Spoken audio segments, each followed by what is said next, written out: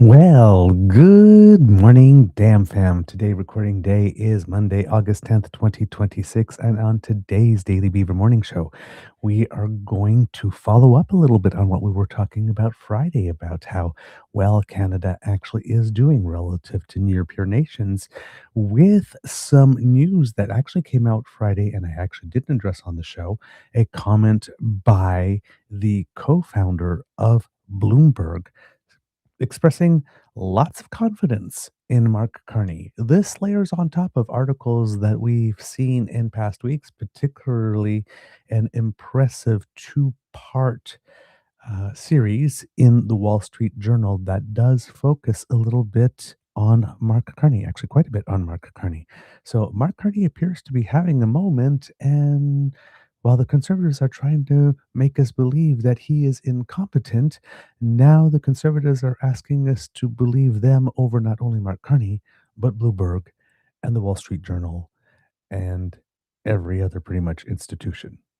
So interesting stuff to talk about today, particularly since Pierre lost another MP. Oh my God, this might be juicy. So grab your favorite bevy, sit down, pull up a log, make yourself comfortable, because here we go.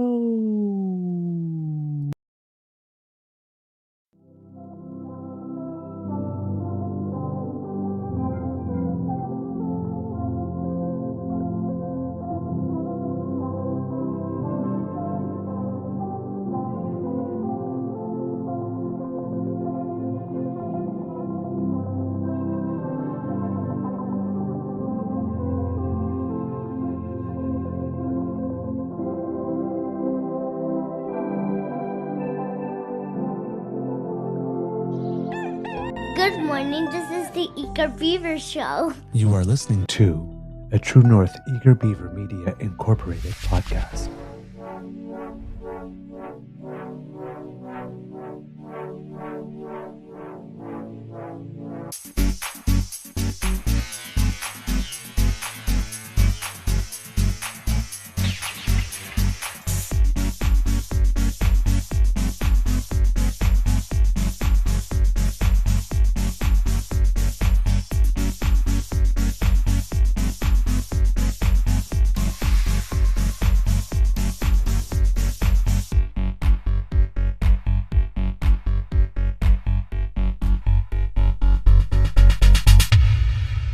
The True North Eager Beaver podcasts are proudly brought to you by our founding sponsors, the Miss V Mysteries from Corvid Moon Publishing, your source for science fiction, fantasy, and cozy mysteries featuring a broad diversity of characters. PsychicTarot.ca, book your tarot reading and unlock your spiritual journey. And the Pepper Master, hot pepper sauces made from farm-fresh ingredients to thrill your taste buds and expand your mind.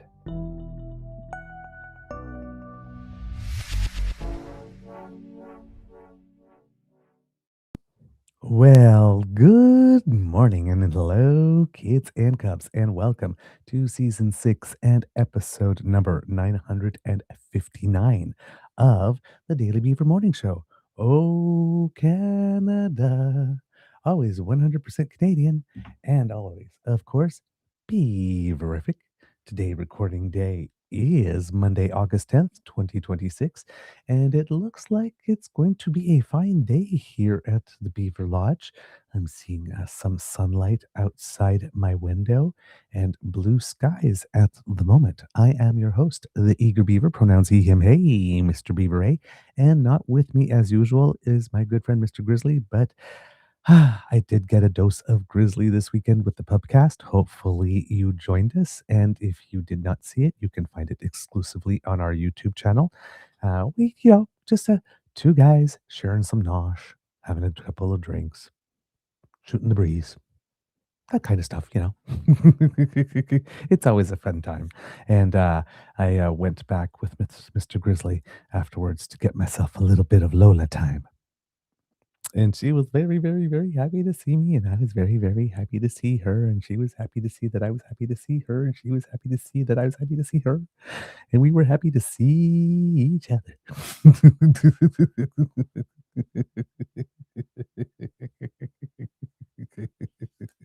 Uh, Candor and Ebb would be rolling in their graves right now.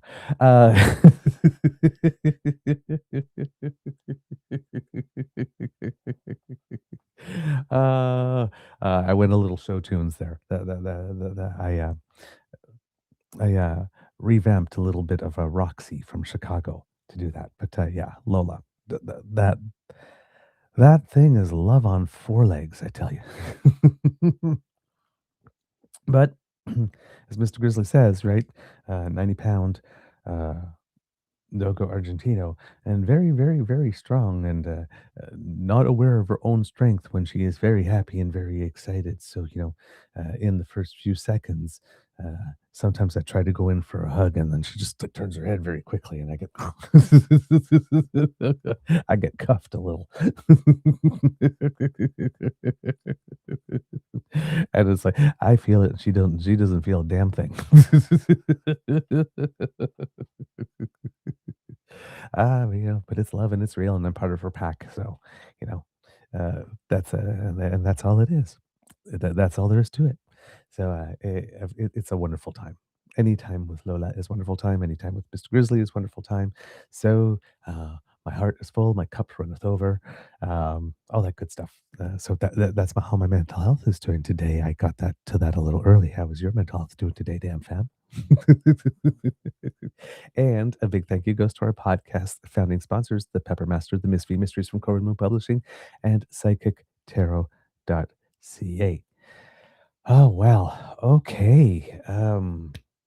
Let's get into it because we have a lot to talk about today, kits and cubs.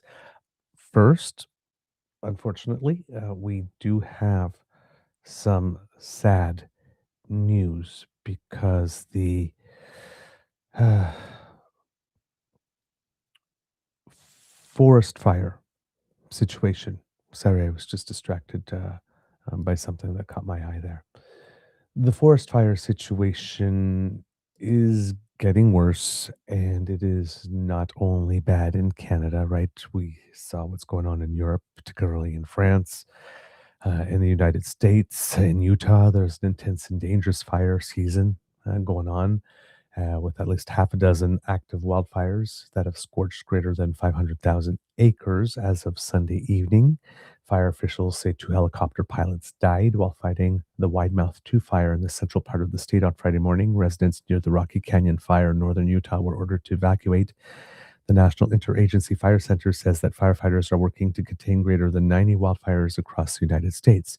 It also says 180 new fires, including 8 large ones, have been reported nationwide since Saturday.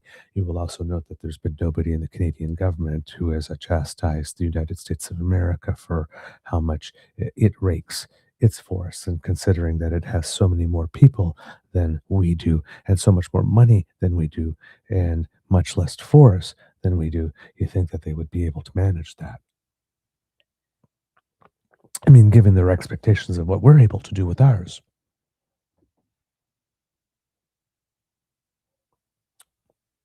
They're almost there. They're almost there. But, right, I make this snide little comment. But the fact is that, people are losing possessions.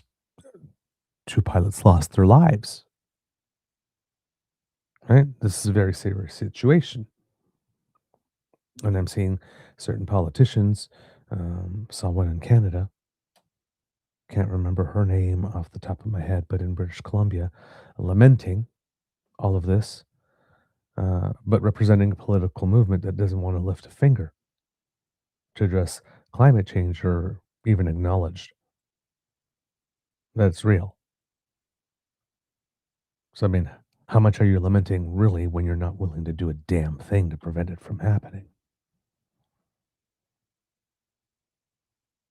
See, when a situation like this happens, When people express sorrow and regret and dismay, I tend to believe it's more sincere from people who tried to prevent the bad thing from happening in the first place than those who accelerated it. And I'm not saying that those who accelerated wanted this to happen, but they decided to roll the dice and ignore the odds.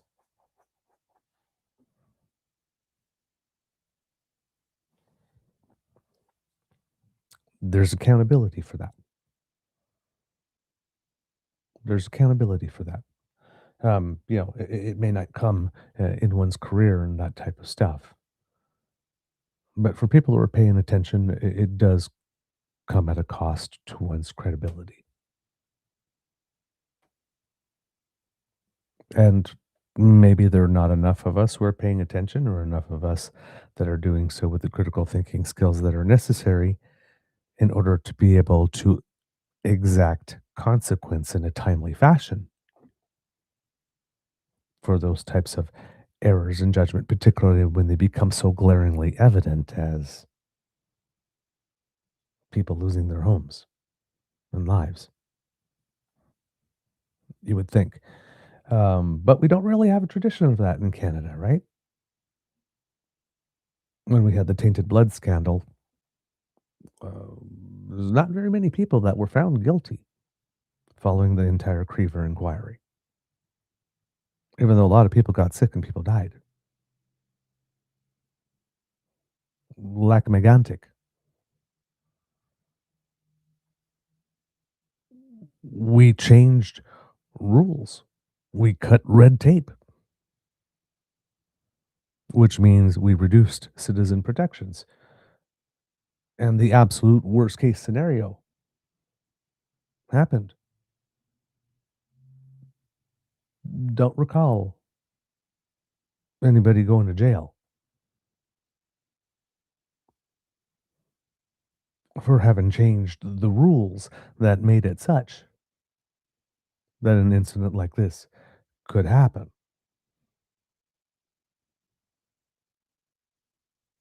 We don't really have a tradition, unfortunately, in this country of holding people fully accountable when things like this happen,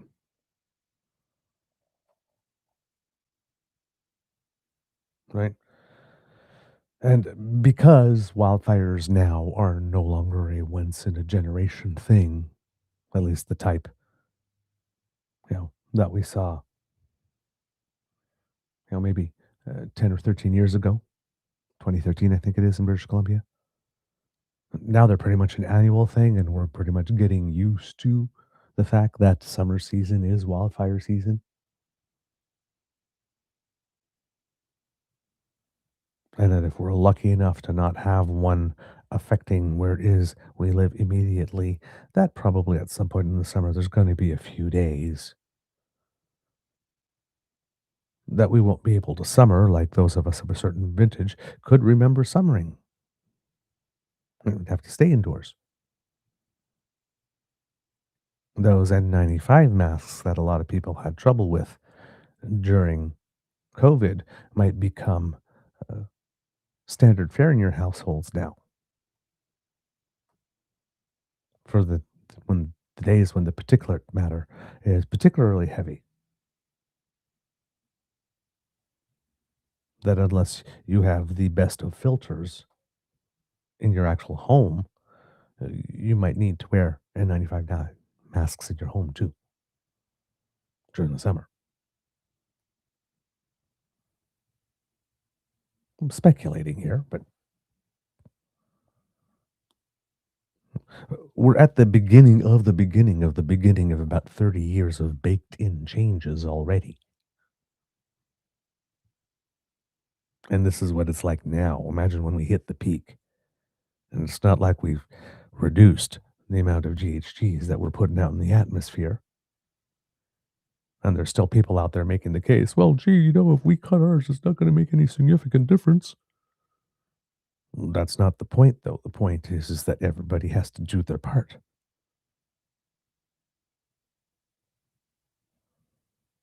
And when one compares the amount of GHGs that we produce compared to our population and we put that per capita, we're energy hogs.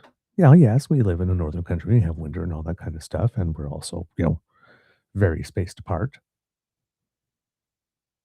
Our reality is different, yes, but we are energy hogs. So it would seem to me, given that every little bit that we do, even though it maybe doesn't materially change the global number because we're not a China or an India or a United States, relative to our population, whatever change we make, we pull more than our weight because we've contributed more than our weight. So that would make it doubly important for us to get on it, not less important, or we can be the last to do it given that our impact is so minimal. Relative to the entire world, yes. Relative to someone living in Malawi, no. Right? These things are relative. But the point is that it's everybody's problem. So everybody should contribute. So everybody should be doing something. So when you have a political movement that says, no, we shouldn't be doing anything. And in fact, you know, we should be, if anybody is doing anything, then we consider that space that's been freed up to take up and maybe even add more. When that's your philosophy, and then these things happen, and you say, oh my God, isn't that so terrible? I feel so bad for the people. Do you? I'm not saying that you set out to cause this to happen to people. That was your intent. But you were probably in a better position than anybody else to know it was going to happen because if you were in a position to make those decisions, you were in a position to have the research, in a position to have the funds required to do the research to find out before you made the decision. Given that you're not the only ones working on the data, I mean, the entire world is working on it, and there is an overabundance of data, one has to have made a decision that something else was more important at the time. And that was not the fate of the people who might be suffering the consequences if the worst did indeed come to pass. I don't know. I Yes, on a human level, somebody sees tragedy happen. Oh my God, I'm so sorry. That's terrible. This is a horrible thing. Okay, yes. You know what? That might be sincere.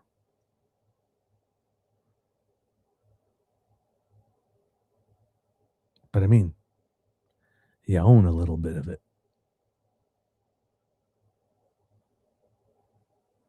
You own a little bit of it, if we're being honest. So, over here in Canada,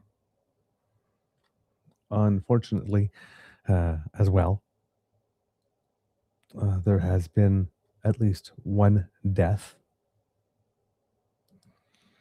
Um, British Columbia has declared a state of emergency. Premier declared that the other day.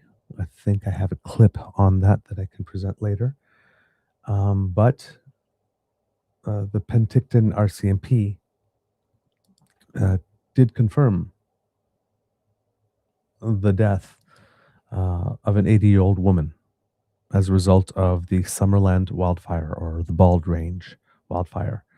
On Friday, August 7th, 2026, at approximately 5:15 p.m., a fast-moving wildfire was reported to the Summerland RCMP. Approximately 8 hours later, officers also received a report of a sudden death in the Meadow Valley area, reported by witness evacuating from the area. Penticton RCMP are now confirming an 80-year-old Meadow Valley resident was attempting to leave her home along with one member of her family due to the wildfires when she reportedly died suddenly. Police believe her death to be the result of the wildfire.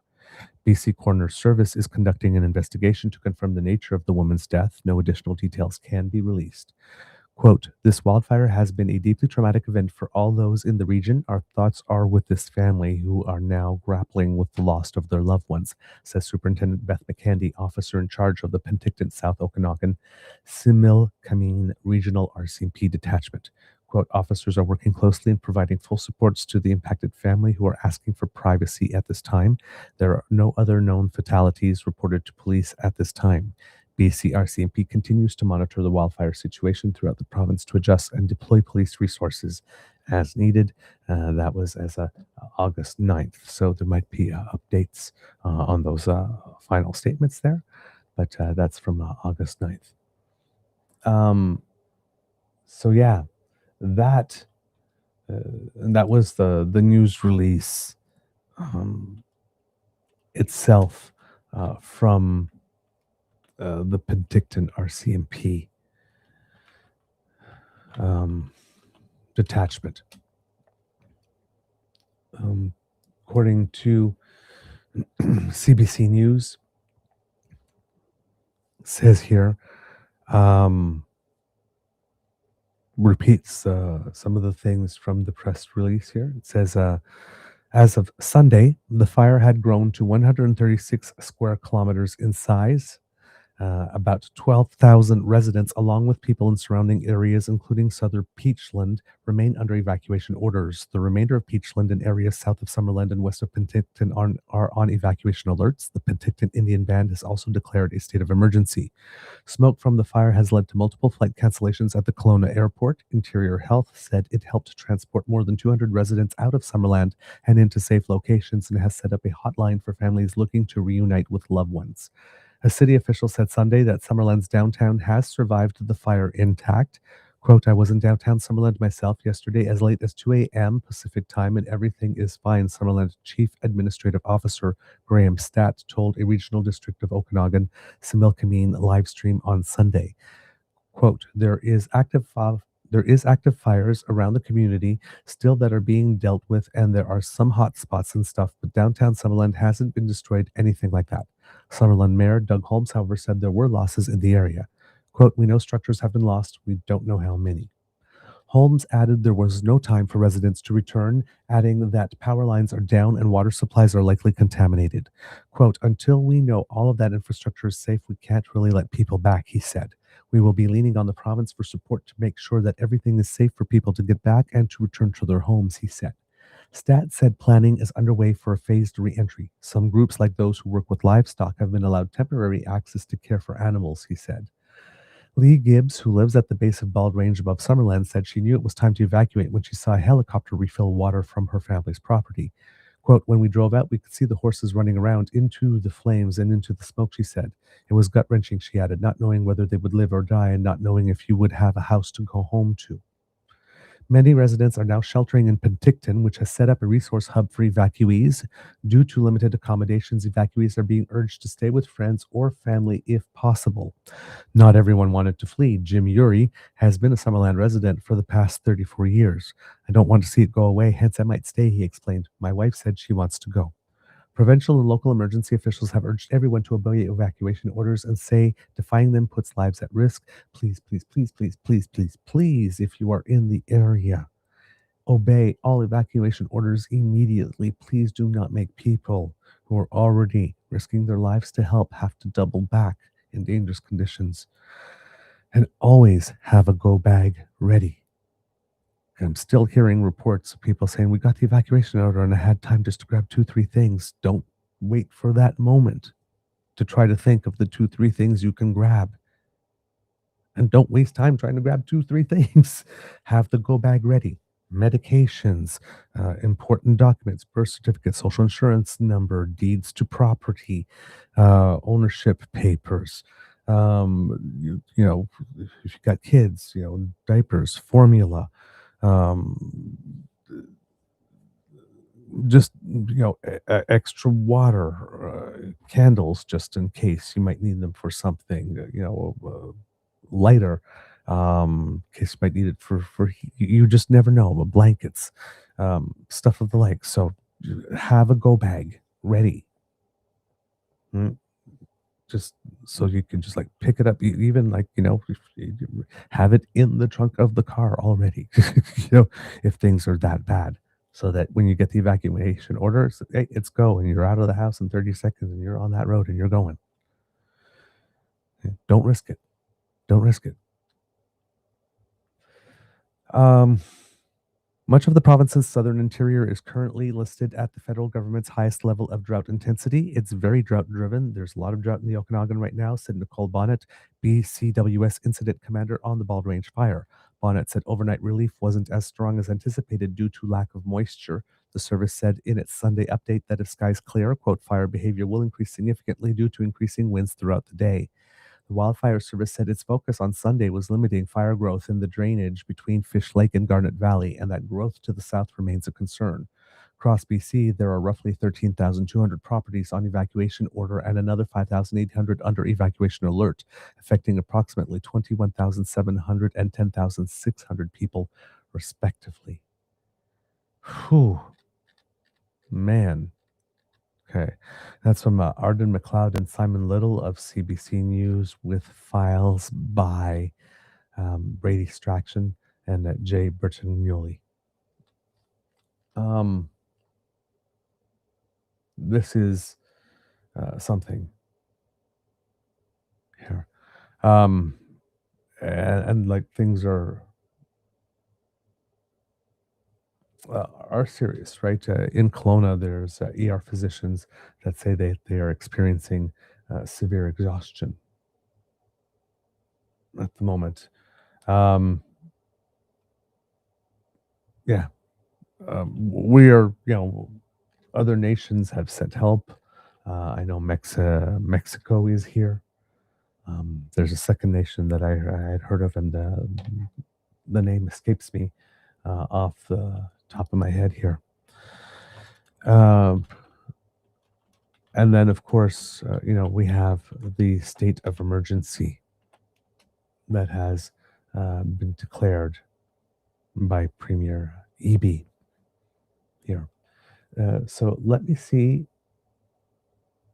if whether I should say here I hold on, I've got some extra sound here coming in the back. Let's see if I can find that clip of David Eby giving a little bit of an update here with regard to the state of emergency, because I did see that over the course of the weekend. But yes, state of emergency definitely declared in British Columbia. As we mentioned here, the certain, we're talking about tens of thousands of people affected by evacuation orders, evacuation alerts, currently in evacuation status. We're talking about just incredible number of hectares being burned, and we are talking about fires that are moving at relatively fast speeds and even jumping highways. So it's said this is not time to mess around here, right? This is Premier Eby from 1 day ago, it says here, and giving a little bit of an update here. This is just a segment from it here, not the full thing. This new fire marks a significant shift in the overall fire situation in our province. Today, based on the advice of emergency officials, Minister Green has declared a provincial state of emergency. With this new fast-moving wildfire and the large-scale evacuation that took place overnight, emergency officials advise us that they now need the specific tools it enables available to them at a moment's notice, should they be needed. The Minister and emergency personnel who are with us today will be able to provide details on what this will mean on the ground. Through the night, first responders, wildfire crews, search and rescue teams, RCMP, local community members, local government leaders, volunteers, and emergency officials worked tirelessly. The stories that are starting to come out are heroic. Many people put themselves at risk to save others. We thank them for their courage and for their commitment. Right now, our full focus is saving lives and supporting rescue efforts. Air evacuations are underway for people cut off by the fire. Emergency teams continue to work and will work around the clock. We are coordinating resources across government and staying in constant contact with incident commanders and local government leaders. I have also been in contact with the Prime Minister, who has pledged his full support. To those in affected areas, if you are under an evacuation order, please leave immediately. These orders save lives. They allow wildfire crews and RCMP officers to focus their efforts where they are needed. Conditions are extremely dangerous and changing minute by minute. The fires are moving incredibly quickly. Please follow the directions of local officials. I know many families are facing an unimaginable day today. People have lost their homes, and many people have been displaced. Others are waiting for news about loved ones. Support is being mobilized, including emergency accommodation and other essential services. All right. So that's what we had from Premier Eby. And looking at a little bit of additional information that I can have for you here. This is from the BC government. Just taking a look here. This Saturday. No, okay, don't need to look that. This is dated information. So I will not put it out there in order to confuse the situation. Here, let's see what we have here. This is not a news story, so that is not helpful. Let's try this one. Here we go. By Prisha Dev of Global News. BC declared a provincial state of emergency as a fast-moving wildfire in the Okanagan forced thousands from their homes, and officials warned of extremely dangerous fire conditions. Premier David Eby announced the declaration Saturday afternoon, saying the rapidly growing Bald Range fire marks a significant shift in the province's wildfire situation. He said the lead commander on the fire, who had been up all night, described it as being, quote, like a bomb going off in the Summerland region. Homes and other properties have been destroyed, while some people were trapped as conditions changed rapidly and had to be rescued, Eby said. Quote, right now, our full focus is on saving lives and supporting rescue efforts, Eby said. Air evacuations are underway for people cut off by the fire, while emergency crews continue search and rescue operations. Crews worked through the night alongside local fire departments, RCMP, search and rescue teams, and other emergency responders. Firefighting aircraft were also repurposed to evacuate people trapped behind fire lines. The province says 18 aircraft have been used to rescue more than 50 people from the fire. Eby said he has also spoken with Prime Minister Mark Carney, who pledged the federal government's full support. The Bald Range wildfire spread rapidly towards Summerland on Friday, triggering large-scale evacuations across the South Okanagan. More than 20,000 people across BC have now been forced from their homes, according to provincial emergency officials, making it the largest evacuation event in the province so far this summer.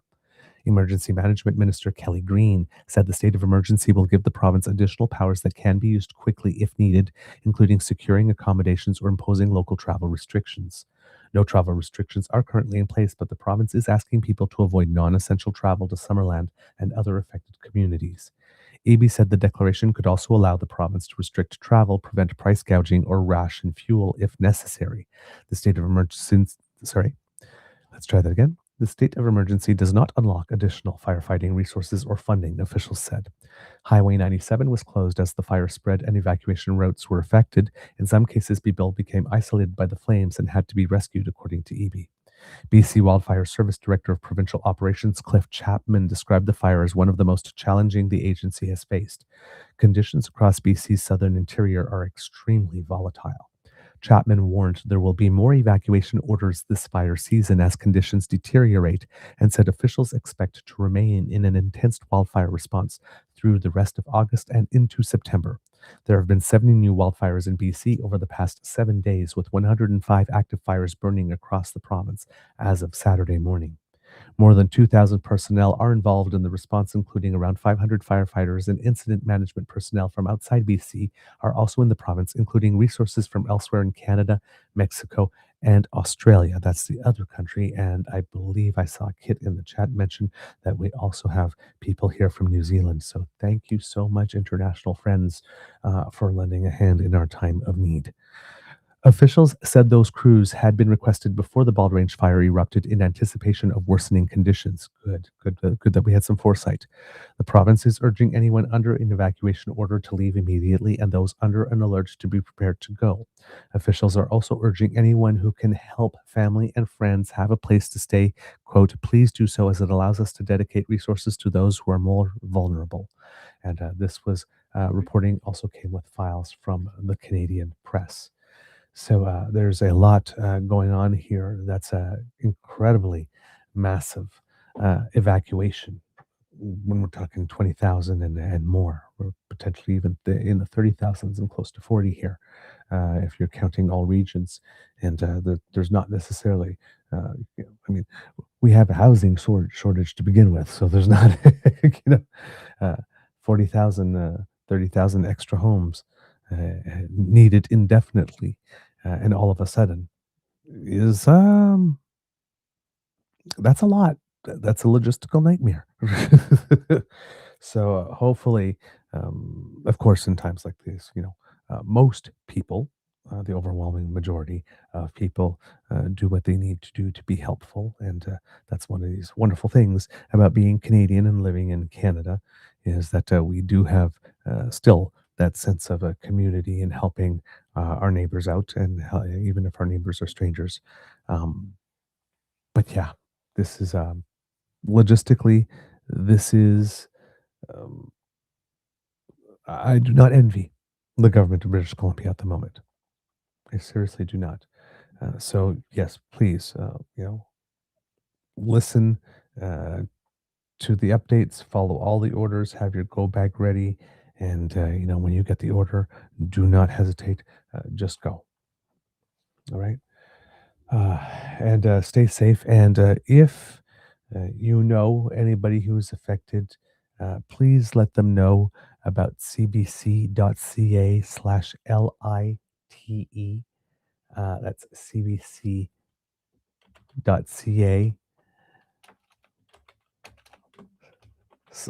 slash LITE. It is a low bandwidth service that doesn't have photos or video. So if you are, or if somebody you know is in a situation where they are fleeing, they are evacuating, and they might have low battery, right? Or not the best reception, but do need to stay in contact with the news to know what's going on. CBC Lite, very, very important service to be aware of. I included the link here in the chat. Please let them know about this so that way they can keep abreast of what's going on. Because as the Premier mentioned, the situation is rapidly changing, sometimes minute by minute. The kid Jolene here going, our BC teams are doing so well with the conditions. Yes, indeed. Kid Linda, did BC ask the feds for help, or are they just handling it right now? No, Jolene said yes, they asked, and indeed it was confirmed in that article that they asked, and the federal government has confirmed that they will do whatever is required to help there.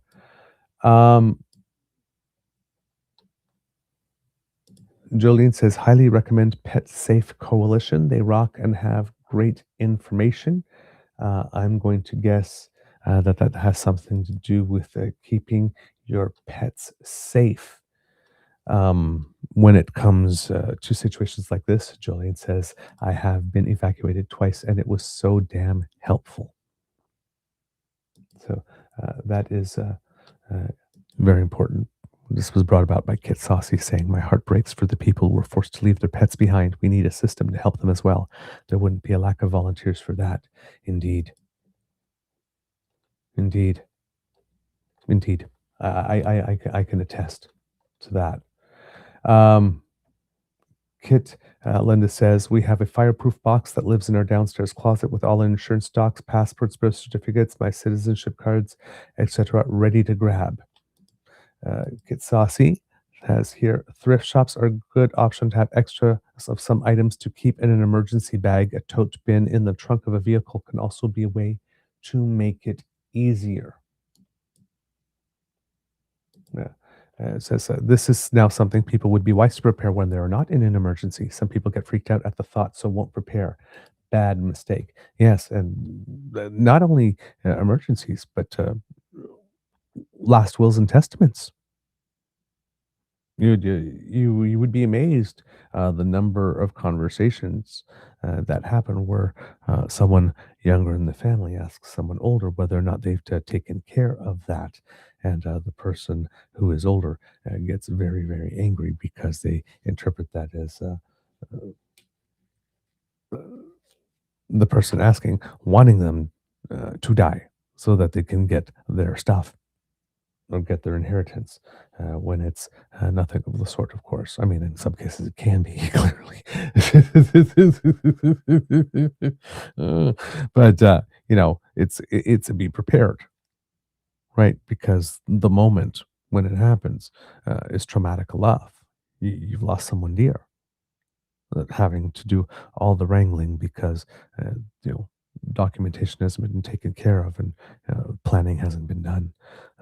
That's just you know it's an extra burden that nobody going through grief should have, and these are decisions that should be made when one is clear-headed and not stressed and not under any coercion, right? So you've had time to think about it, and and you're clear on what you want to do. So same thing with the go bag. Um, you know, Given what we've been seeing since 2013, there's certain regions of the country, when spring starts coming along, you might as well just pack that bag and and have it there to go, ready to go for 6 or 7 months, right?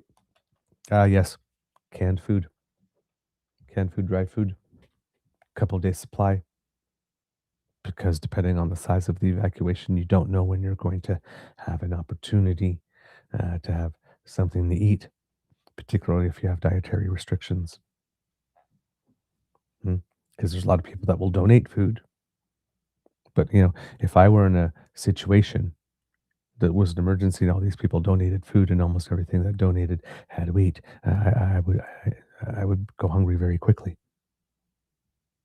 Right. So you might want to have a little bit of a stash of your own. Right? Just see, and the more you sit down, the more you think about it, the more you think of things that you could need, you could want, that type of stuff, and you have it to go. So preparation. These are unpleasant situations to prepare for. They're not fun, right? But again, if we talk about facing the world as it is, doing what needs to be done because reality is as it is, uh, can make, as unfun as it is, can make life a whole lot simpler down the line. Right?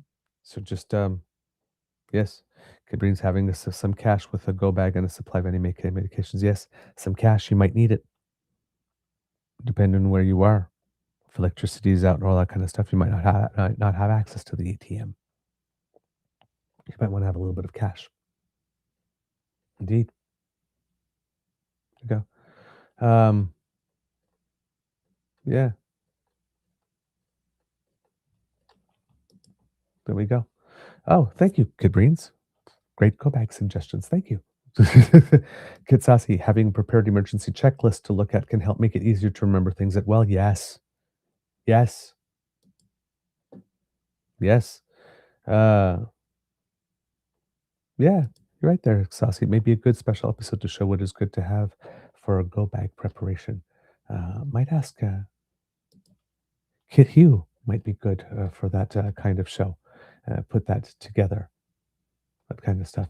But yeah, we're gonna have to do more of that because I think is it Sweden it is that has this emergency preparation guide that they mail out to everybody, right? And to bring that, I think we might need to do that because we've been very fortunate in Canada, geographically and all that kind of stuff to not have to deal with so much. When we have my experience of Canada is that situations like these, when they happen, they're like, oh my God, it's such a shock. Um, but now they are happening more often, and I'm not sure that we have an as emergency preparedness culture here in Canada as they do, let's say, in a Tornado Alley or in uh, you know, the southeast coast of the United States when hurricane season comes along, right? And every year, a couple times a year, they're boarding up their windows, right? It's just part of the routine. Um, we might not have that culture yet here, and so yeah, a good show like that might be that might be a good idea, everyone. I'll have to put some thought into that, but thanks. That's a good idea.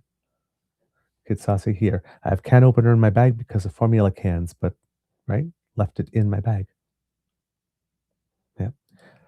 Kit Linda says, in most communities, look for the church ladies, the ones who run things behind the scenes, providing for the vulnerable. They will be the leaders in any emergency. Mm. Mm-hmm. Mm-hmm. It's Kit Breens that was reminding us to don't forget the can opener. See, that's what I mean. This is the good stuff. This is the good stuff. You see, when we put all our heads together, right? When we put all our heads together, we could come up with the perfect go bag. Huh, interesting. You know what? I think I like the idea. I might do that. I'm just going to make a note of it here, so I don't forget. Go bag episode emergency prep kit Hugh. There we go. Made a note. So there you go, kits and cubs. That's what we've got on this here. Another thing I wanted to mention, of course, is that the Prime Minister is going to be going, quote unquote, on vacation, or as much on a vacation as you can go when you're the Prime Minister of Canada, which, of course, has prompted the usual performative type stuff, but some of them are from some surprising sources. So we have Glenn McGregor, who just announces, matter of factly, Prime Minister Mark Carney will be in Italy all next week for quote personal commitments per notice from the PMO, and he posts a segment or a snippet from the announcement that says the Prime Minister will be on a reduced schedule in the week of August 10th. Prime Minister Mark Carney will be in Italy for personal commitments until August 17th. Media advisories will be distributed as normal should any public events arise. During this period, he is in close contact with his team and officials on several priorities, including the ongoing Canada-US trade negotiations. All relevant rules have been followed and will be followed at all times, in consultation with the Ethics Commissioner, who did not identify any concerns or inconsistencies with the Prime Minister's obligations. Um, However, Elizabeth May, which is a little surprising, and a lot of people seem to have been didn't react well to this, and there's some surprises even in that. But Elizabeth May uh, tweeted, Prime Minister Carney told us he was, quote, good in a crisis. BC in wildfire emergency. Carney on holiday in Italy until August 17th. At least that keeps him from announcing more pipelines in Canada. Hashtag not as advertised. Um, that's surprising from Elizabeth May because that's not typically the types of politics that she does. And then there's some reactions to that. Unlike you, I was born and raised in BC, was a Fort Mac fire evacuee, lived through the tornado in Edmonton, and survived Canada's longest recorded blizzard in Nunavut. Climate change isn't a Carney crisis, and pointing fingers at the current PM is a cheap shot reserved for the CPC. Next one says, this is gross and very unprofessional on your part. Also, where did he say he was on holiday? His press release said a previous commitment and that he'd be staying engaged. We need more adults in Parliament, not more game players who twist words. Another one, I'm so very disappointed in you for this tweet. Do better. He's the prime minister, not a firefighter. WTF. Right? So, um, but yeah. Surprise. Former conservative MP, James Moore.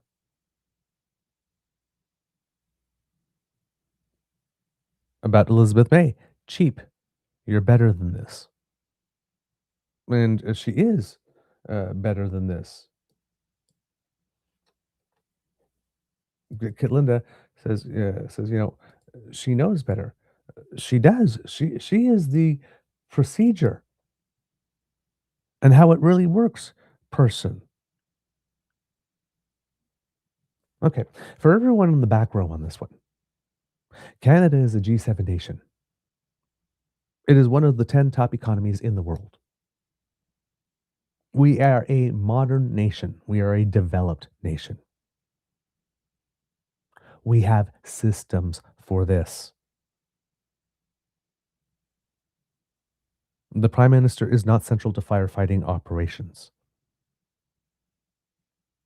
Most of the responses are local. The Prime Minister is there to offer support and extra logistics should they be needed, like say from the Canadian military or extra money, or to say that whatever is needed from the federal government to make things happen will be there.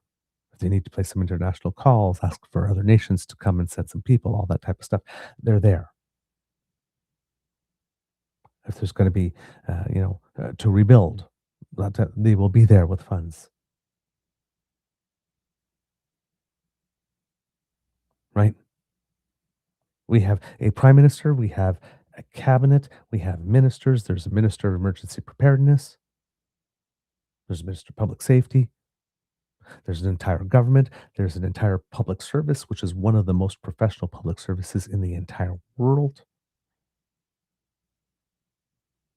And since the first day in Canada back in 1867, no matter where the prime minister has been in the world at the time, the prime minister is always reachable, always on call. If ever there's something so extraordinary that it hasn't already been delegated to the minister or ministers responsible in question, especially if the prime minister is going to be away, if that authority has not been delegated. For the very, very few things that could possibly be in this situation, the prime minister is always, always, always, always, always on call and reachable.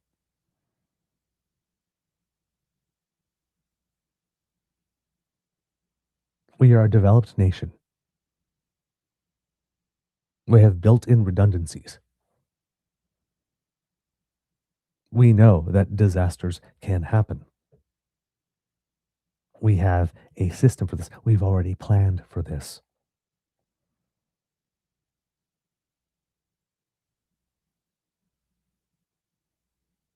Governing and governance is an entire system. It's not just one person.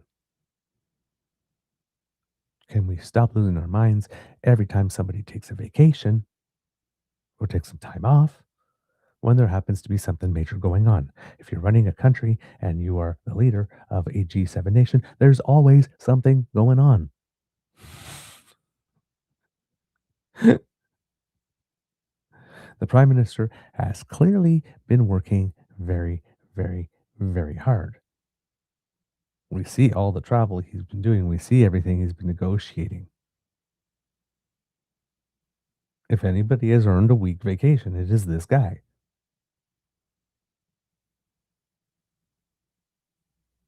And whether it be wildfires or whether it be Kuzma negotiations because, well, that's the other one that we have. CBC pundit Kate Harrison being helpful, as always. Canadians would be right to struggle in understanding Carney's choice to jet off to Italy for a vacation at the exact moment the Trump negotiation skills he ran and won on are needed. Nothing says, quote, worst economic crisis of our lifetimes like an Aperol Spritz.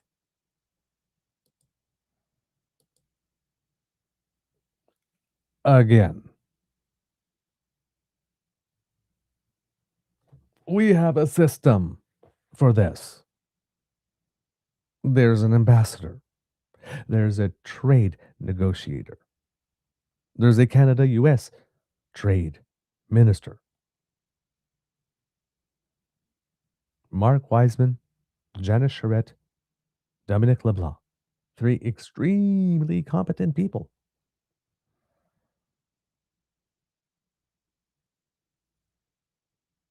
There's the whole Canada-US Advisory Council.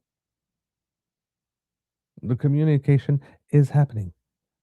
Donald Trump is not sitting at a negotiating table for Mark Carney to sit across and then be hammering that stuff out. The stuff is being hammered out. It's being hammered out by the lower levels. And again, the Prime Minister is always on call. This expectation that if he is not in Ottawa at the desk waiting by the phone for Donald Trump to call him to invite him out to Kuzma prom, and he's not there to pick up the phone as soon as not as soon as it goes, but as soon as it goes, like, hello, hi, Don, yeah. Then he's not being a good Prime Minister. Come on. We have systems for this. Besides, we know that Donald Trump does not negotiate the deal. Donald Trump waits for the deal to negotiate, then he waltzes in and makes 2 or 3 or 4 last-minute demands or new conditions, just as you thought you were going to sign. That's what he does. There's very little for which Mark Carney specifically will be needed until such time as Jameson Greer and his team, along with Janice Charette and her team as chief negotiators, get something down on paper. We can calm down.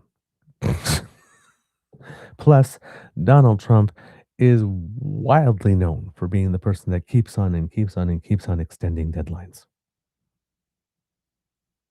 What are the odds that somewhere along, I don't know, let's say, between, let's see, this deadline is August 19th. What are the odds that sometime between August, I don't know, 15th and 19th, Donald Trump says something like, the negotiations are going really great. The Canadians want a deal really, really, really badly. They're begging for one. So, because of that, I am not going to bomb Iran. I mean, I'm not going to impose those 50% tariffs just yet. Got to see where this goes.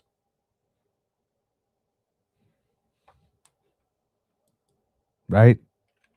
What are the odds? We know that's in his repertoire. Right? We do know that's in his repertoire.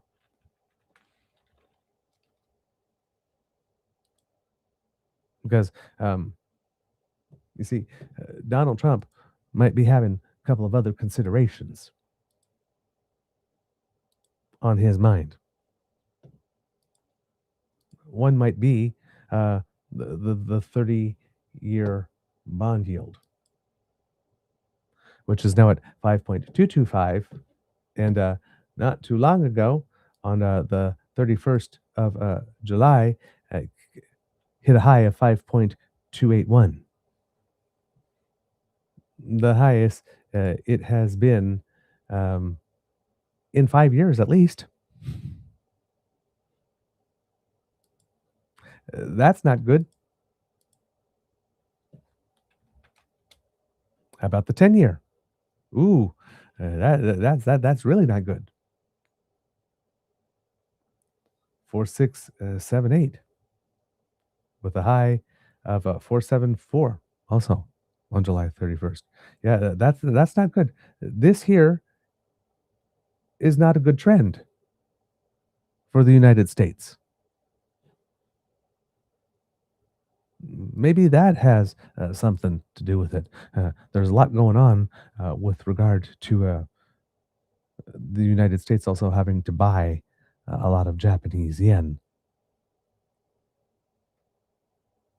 and some bond issues going on there because the Bank of Japan has decided that it has been increasing its interest rate, and there are some people who might be starting to believe that Japanese bonds might be better than U.S. bonds. At least Japan does, because Japan has started buying a lot more of its own bonds.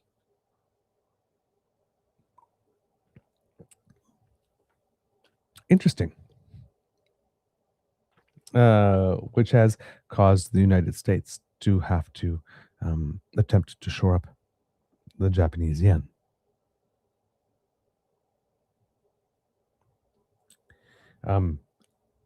I am not as versed in currency flows and uh, in that sense and how they affect bond yields with regard to bond yields and debt, and how bond spreads change the value of the dollar. So I would have to bring in an economist to chat that to get a better appreciation of what all that means. But I know enough to know it doesn't mean that the United States is in the best of positions. And I will be looking more into that to be able to bring you more information, because that's sort of a quiet story that's going on in the background here, but that we do need to pay attention to.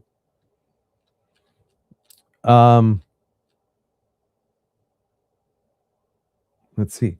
Ooh, some good news here from Kit and Cover. Carney Liberals launched $100 million rebate program for steelmakers as new Trump tariffs loom. Hopefully, we'll have a chance to go take a look at that as well throughout this. But yeah, so we still have conservatives, and surprisingly, Elizabeth May, going for the cheap shots here, because the Prime Minister's taking a little time off, not acknowledging the reality of our system. And this is something that the Conservatives have been doing for quite some time now, not acknowledging the reality of our system, or just acknowledging reality as it is. One of the things that you will remember the Conservatives did very recently is when it was discovered that we had 2 consecutive quarters of GDP decline. They looked at that as being the 100%. It's the rule of thumb as to when you are in a recession, but it is not the entire decision, right? That's the rule of thumb that makes you look to see if the other things are there for you to be able to declare it was a recession. Well, the Conservatives didn't do that. They didn't do that because the data wasn't on their side. So they just stopped at the first one. They looked at 2 consecutive quarters and says, oh my God, it's a recession. Not only a recession, but a full-blown recession. Not only a full-blown recession, but full-blown liberal recession. Let's brand it. Well, turns out not so much. Because the employment data didn't confirm that,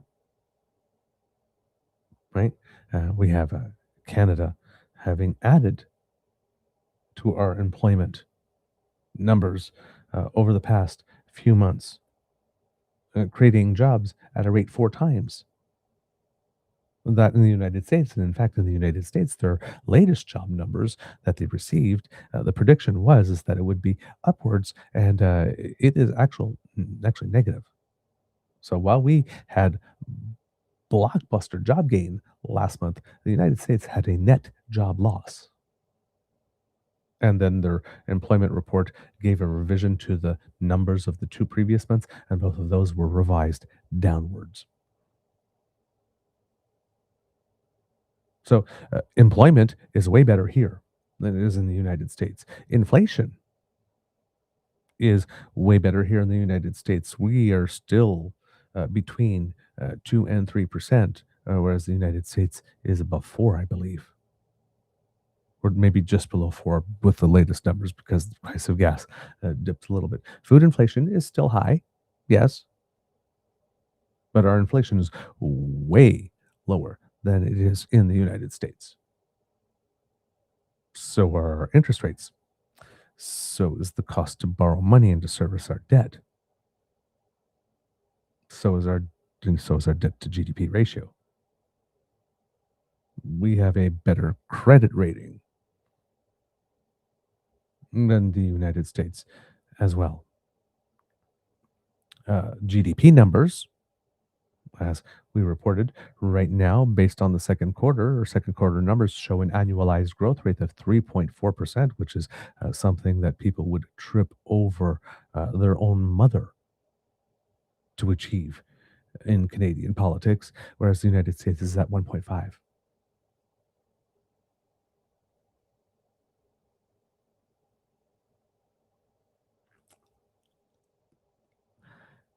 Things are not glorious here. We are being affected by those tariffs. But we're doing relatively well if we're comparing metrics. And there are a whole bunch of other metrics. There's the performance of our stock market, which is not the stock market is not the economy, but the performance of our stock market has been very impressive. Not only compared to the United States, but compared to the world.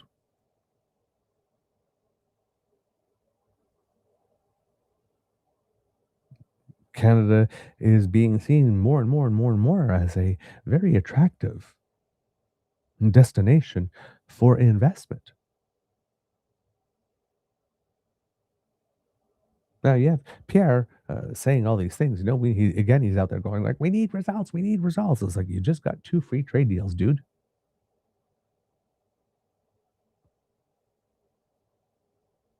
2 free trade deals and a submarine contract.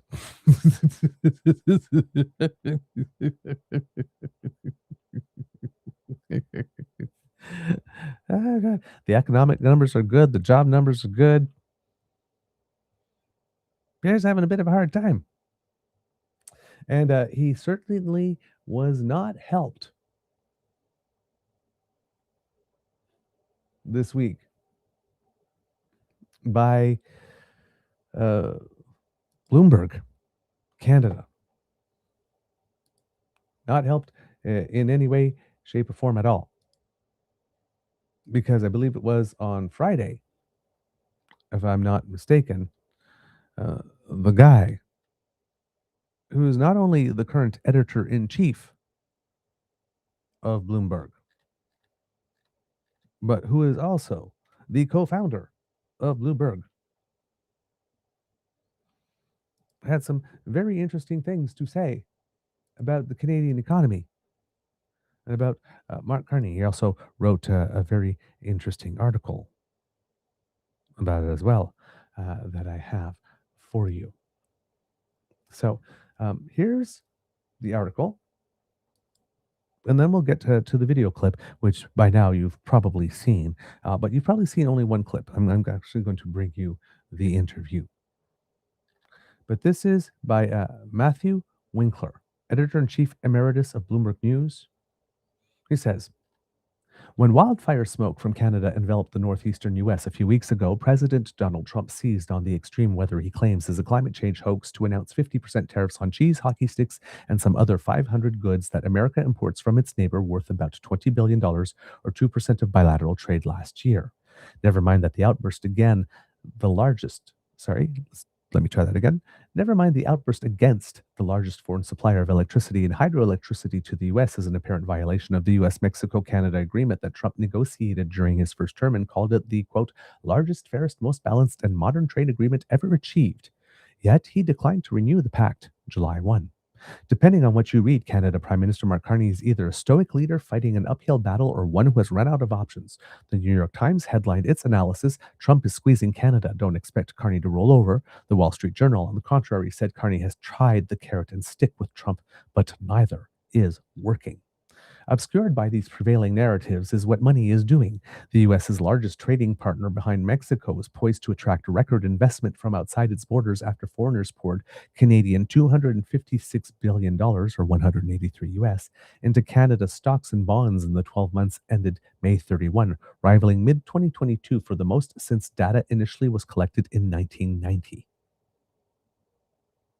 Companies spent more than $44 billion during the second quarter acquiring Canadian assets, the country's largest such investment from overseas since 2007. And the wonderful thing here is that this gentleman, because he's from the world of economics, he likes graphs and charts and all that good stuff. And well, I like graphs and charts and all that good stuff. So he's making me very, very, very, very, very happy.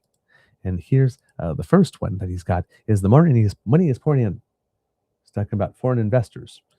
Now, rolling 12-month foreign investment. Look at here. 1990, 1995, 2005. This is around the time Harper comes in, 2006. We have the big dip from the 2008 economic crash where we go below zero. This. And then during the Harper years, we break out of this range that we are in and actually get some growth. So, the conservatives did attract more foreign money in 2015 to right about here, 2016. And then we get Justin Trudeau. Justin Trudeau was apparently terrible, atrocious for the economy, according to conservatives. By the time we get to 2017,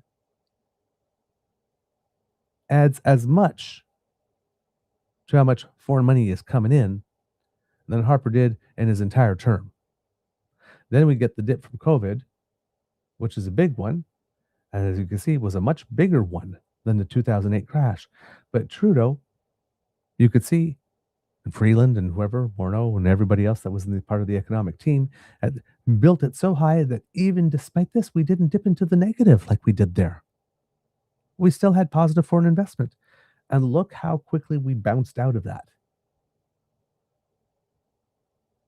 And then we had more unrest in the world, dip, and now we're dealing with that. We're adjusting. And again, boom, second highest since 1990. The only year was higher was over here.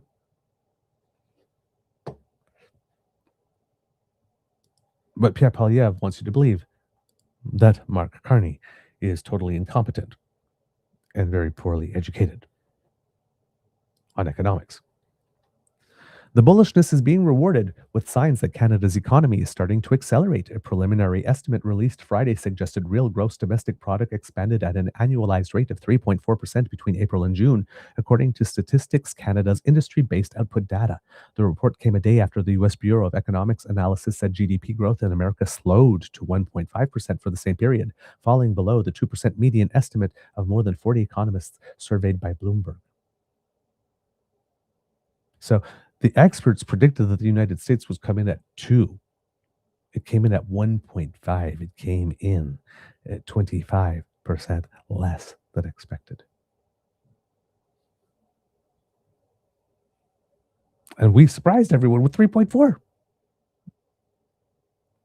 At a point when the developed world is gripped with rising cost of living pressures, the Maple Leaf Nation of 41 million people has the most significant decline in core inflation rates compared to the US and the 21-country Eurozone. And again, he includes a graph. And since graphs are beautiful, let's look at the graph. All right. Let's do that. There we go. Well, look at that. So on this graph, if you're looking here, Canada is in blue, The United States is in black and the Eurozone is in gray. It says, under Carney, the pace of price increases has come down faster than that of the US and the Eurozone. So this is the US, right? We have Mark Carney coming in sometime in 2025. And this is how much decrease the United States has had. In Europe, if there's a decrease, it's minimal. In Canada, it went up a little bit, and now look where it's going. It's almost straight down. Boom.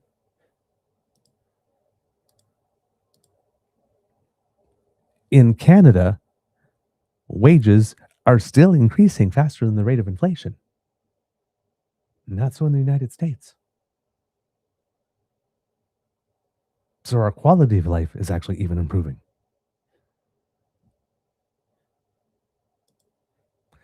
Since Carney became Prime Minister in March last year, the market capitalization of corporate Canada surged 41% to $4.5 trillion, an appreciation that outperformed the US and 8 other largest stock markets even after 2 quarters of declining gross domestic product, according to data compiled by Bloomberg.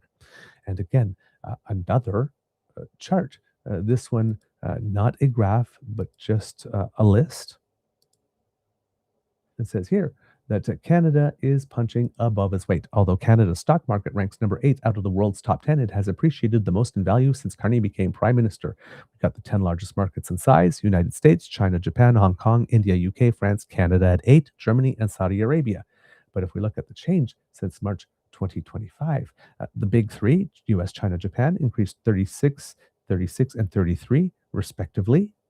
Hong Kong up 20, India up 5, UK up 25, France up 8%, Canada up 41%, Germany up 12%, and Saudi Arabia down 5%. When does that happen? Oh yeah, when you have a PhD economist who is a twice central banker for Prime Minister, maybe that happens. IMAX Corporation, the maker of premium theater systems based in the Toronto suburb of Mississauga, rallied 94%, beating the Canadian stock market benchmark 50%, and the US's 38% since Carney came to power. IMAX 70mm film has become among the hottest tickets in the world, Chief Executive Officer Richard Gelfand told analysts. Fans are flying across countries, if not continents, to experience the Odyssey and IMAX 70mm. Dorval, Quebec-based jet maker Bombardier Incorporated provided a 317% total return since March 2025, shortly before CEO Éric Martel told shareholders, quote, "We also, of course, welcome Prime Minister Carney's National Defense Industrial Strategy." 5N Plus Incorporated, the Montreal-based specialty semiconductors producer, gained 516%, or 11 times the benchmark for Canadian stocks, because of its expansion in solar cell and minerals production. The market value of 134 materials companies, of which most are precious metals producers, increased 341%. Cenovus Energy, the Calgary-based oil and gas company that derives almost 50% of its revenue from the U.S., supplies American energy companies which are under increasing pressure to keep costs to consumers from spiraling even higher under Trump's war against Iran. Cenovus leads the top 10 performers on the Toronto Stock Exchange 60 index with a 12-month total return exceeding 100% and shows no signs of losing its halo with investors or American customers. The closest ally in America's history also is, quote, the most loved country besides Switzerland because of, quote, openness and level-headed diplomacy that plays especially well abroad, according to World Atlas. The U.S., quote, dropped 18 places in a single year from 30th to 48th, the steepest fall of any country on the list, pushing it down into what Reputation Labs calls the weak tier. The weak tier. Everyone. That's gotta hurt the exceptionalism ego. Meanwhile, Canada's number 2. Well, actually, it's tied for 1, to be totally honest. So, yeah. According to World Atlas, Switzerland does this every year, and 2025 is no exception. 2 centuries of staying out of other people's wars, a government that mostly works, and a standard of living the rest of the world flies under files under aspirational keep it locked near the top. Canada climbed up to join it in first place this year, riding a reputation for openness and level-headed diplomacy that plays especially well abroad. The two effectively tie at the summit, which is why the ranking below has no number 2. Behind them sits the usual Nordic wall. Norway, Sweden, and Finland take the next 3 spots, with Denmark close behind. My God, how terrible it would be to be a European welfare state. And their pitch never really changes. Stable institutions, low corruption, and a serious environmental record. When admiration, respect, and trust are the whole game, quiet competence wins it going away. The story of the 2025 study is the United States, and it's not a happy one. American standing dropped 18 places in a single year from 30th to 48th, the steepest fall of any country on the list, pushing it down to what reputation labs call the weak tier. The study ties the slide to how G7 publics received recent US policy, with the sharpest reputational losses in areas like commitment to the international community, action on climate change, the friendliness of its business environment, and confidence in its leaders. The drop was steepest among close allies. Canadians and Britons marked the US down hardest, while in a twist, the researchers flagged the one audience where American standing actually improved was, you guessed it, Russia. Spasiba. Reputation, it turns out, can move fast when messaging does. Wow. Plenty moved beside the US. Ukraine climbed 5 spots on a wave of admiration, respect, and trust, and Algeria rose the same amount. Japan gained 4 places, while Saudi Arabia and Mexico each picked up 2. Going the other way, South Korea slid 6 spots in the wake of a domestic political crisis. And at the very bottom, the same 3 names sit where they sat last year: Iraq, Iran, and Russia. One structural shift is worth noting. The attribute G7 publics now weigh most heavily is ethics and responsibility, the bundle that covers climate action, environmental protections, transparency, and human rights. Being rich and powerful no longer buys a top score on its own. The raters increasingly want to know how a country behaves, and the payoff is real money, not just pride. Reputation Lab found that each 1-point gain in a country's reputation score lines up with an average 7.2% bump in tourism revenue and a 1% rise in foreign investment, which is why governments pay analysts to track this at all. Wow. Now that is, I did not know that. Huh. Each 1-point gain in a country's reputation score lines up with an average of 7.2% bump in tourism revenue and a 1% rise in foreign investment. Wow. Well, now I'm curious about what Canada's World Atlas score was for 2026 and 2025.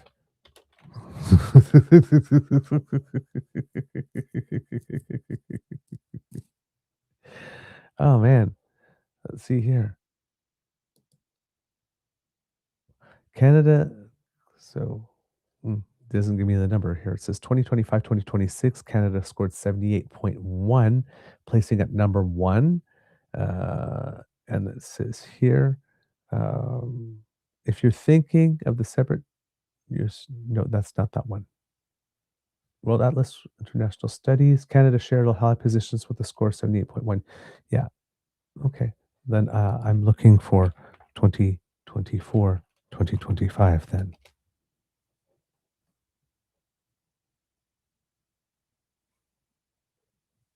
All right. And we were 4th overall in the 2024. But again, want to know what the score was in 2024. Because I want to know by how much our tourism is going up according to this.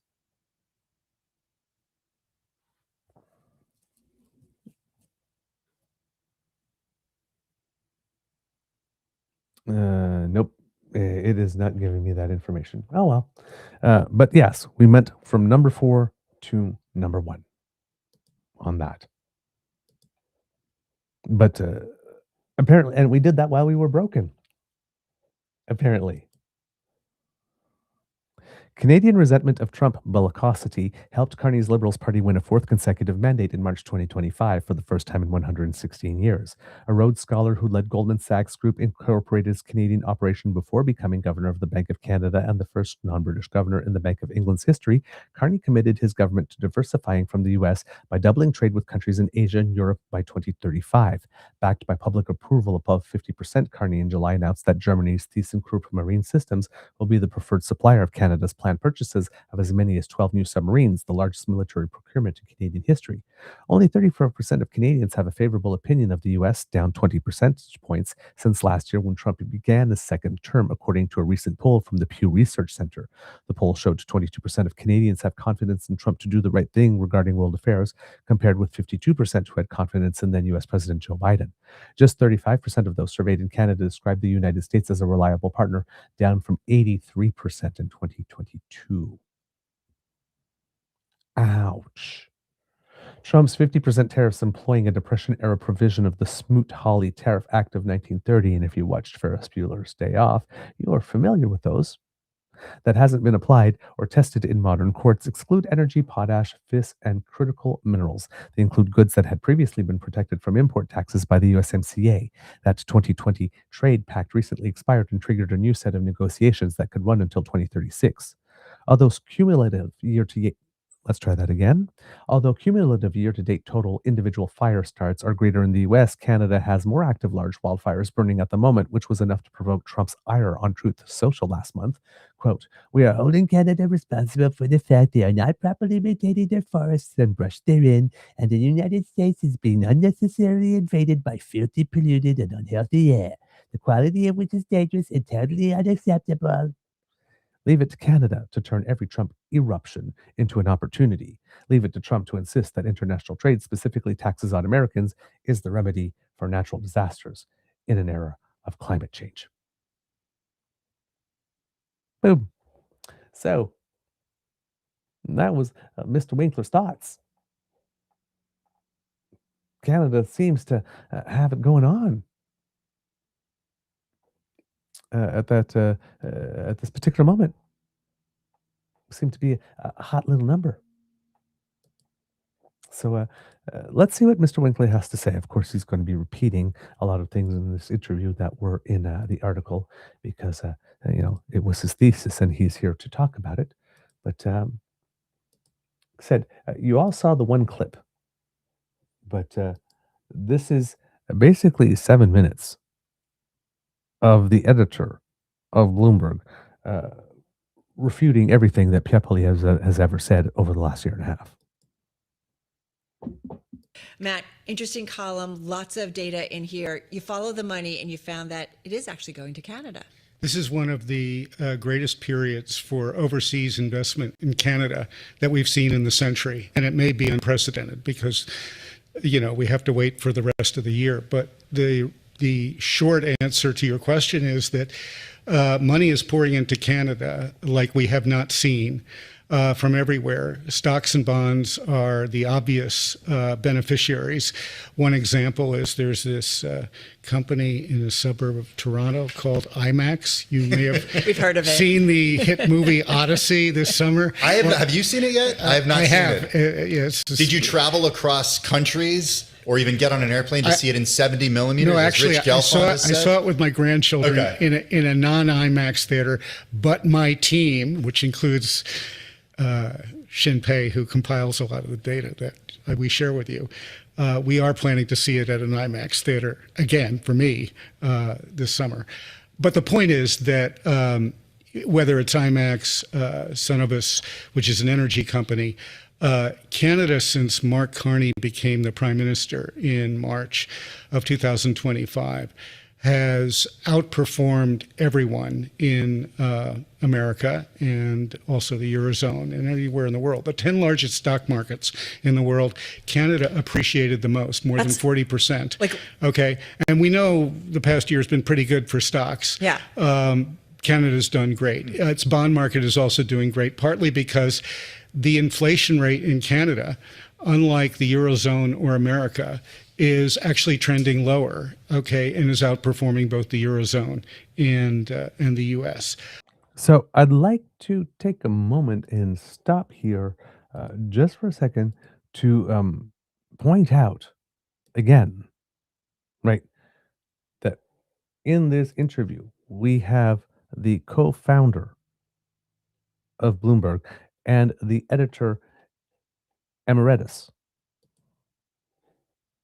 stating over and over and over again that Canada is outperforming.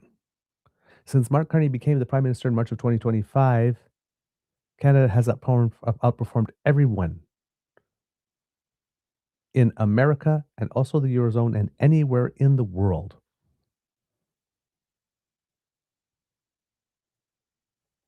Right? Of the 10 largest stock markets, Canada appreciated the most in the world. Its bond market is doing great. The inflation rate in Canada, unlike the Eurozone or America, is trending lower. Right? This is literally the opposite thesis that Pierre Poilièvre is presenting to us. So we're at the question here where Pierre Poilièvre is asking us, and the Conservatives are asking us to believe them more than we would believe Bloomberg or the Wall Street Journal or the Governor of the Bank of Canada or all the people that make the statements from Royal Bank and CIBC and right, Francis Donald and Andrew Gratham and all of them. Don't believe them. Believe the Conservatives. They know. They have the truth. Everybody else is just liberal biased. Let's go back to what the gentleman has to say here. Aside from the money coming in, Canada is beloved. When I say that, if you go to Atlas, World Atlas, Canada is right up there with Switzerland as the most loved country in the world. Okay. And guess why? Because of its policies being so reasonable to everybody else in the world. And where do you think that comes from? It comes from this guy, Mark Carney. Who is he? Well, he happens to be a Rhodes Scholar. He was a governor of the Bank of England as the first non-British citizen to do that. He was governor of the Bank of Canada. He was running Goldman Sachs operations before he got to the Bank of Canada. So this is somebody the world is and spectacular Davos man. So this is somebody the world knows very well. He's very reasonable. He's very circumspect about anything without having the data, the evidence, and everything else. And the world likes this, and it now shows. Full disclosure, also former chair, right, of the Bloomberg board. He just happens to be a former chair of the Bloomberg board. That was his last job. But then he went to be prime minister. So. And he became prime minister. Yeah, I guess that's what happens after you But go I to knew him Bloomberg. back when. It's fascinating. So here, kids and cubs, want to take a moment to point out here that, again, right, listing all these accomplishments, Goldman Sachs, Bloomberg, two central banks, all this kind of stuff, right? But the point he's making here is the world knows him well. He's very reasonable. He's very circumspect about anything without having the data, the evidence, and everything else in the world likes this. In a world that is increasingly uncertain, the world likes stability and predictability and certainty. Radical reasonableism.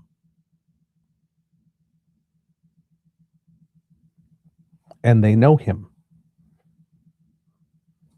They've seen him in action for years and years and years and years and years. When the Prime Minister says that probably what our most valuable asset is trust, he represents that.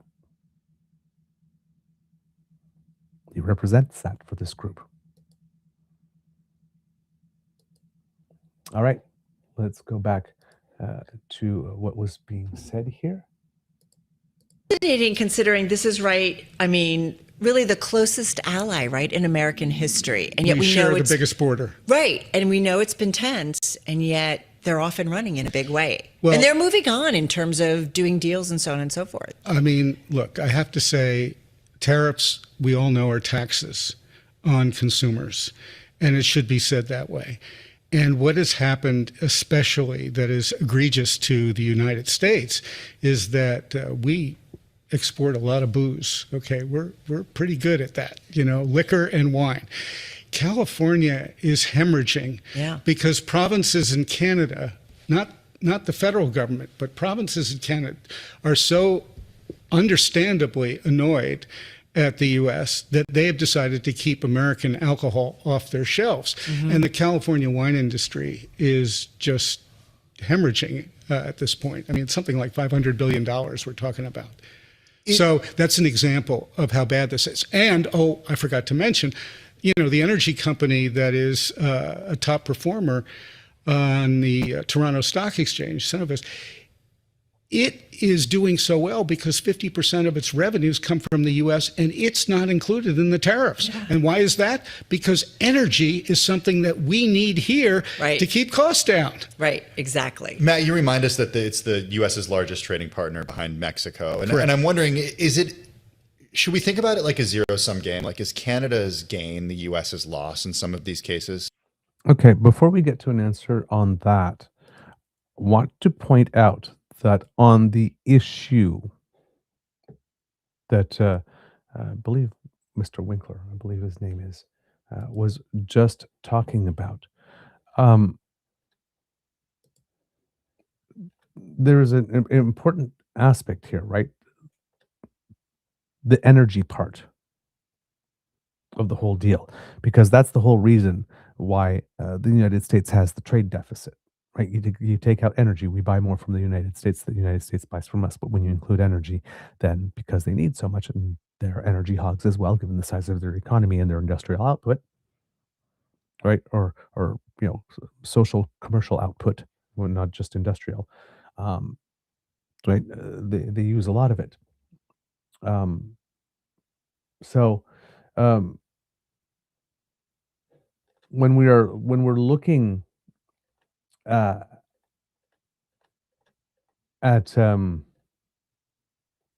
energy, one of the concerns we have is because what the United States did in Venezuela, coming in because the United States has designs on the oil. And I mentioned in the previous episode that Danielle Smith says we shouldn't threaten energy in this trade dispute with the United States because, well, there's line 5, and do we want to be stuck? And one of the considerations that we have to have in mind is the United States trying to replace Canadian oil with Venezuelan oil that it intends, for all intents and purposes, from what we can see from the United States and Donald Trump here, is to steal it. It sounds good in theory. There is one issue with that, however, is because unless the United States government is going to take control of those oil wells and nationalize them, irony, there are no companies that are going to do the work to bring all of those oil wells, because there's a lot of investment that needs to be done, up to speed and up to stuff to be able to get the oil out that they would need to replace the oil that they got from Canada if the oil is just going to be stolen. They're going to want to get paid for that.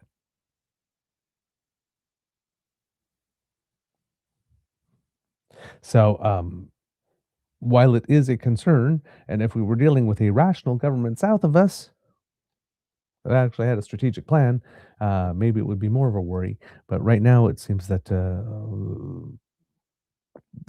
that's not a switch that they can flip all that easily and without lots of money, either to nationalize it and do it at government expense, or to get private corporations to do it, and then private corporations needing to feel that with this administration that's showing the entire world that its word means nothing, they would actually pay them for the oil once they upfront invested all the money to be able to upgrade things in order to be able to get the oil out of the ground. I wouldn't take that bet with Donald Trump.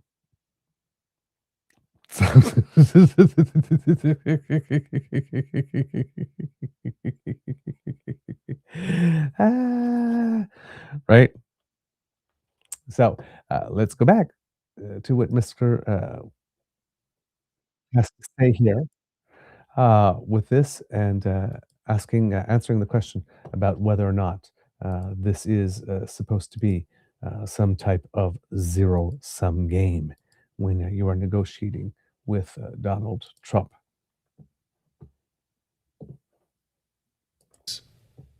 Without a doubt, not only having been our most steadfast ally in American history since Canada became a country separated from the Commonwealth, but so much of the U.S. depends on Canada in so many ways, and it's a symbiotic relationship.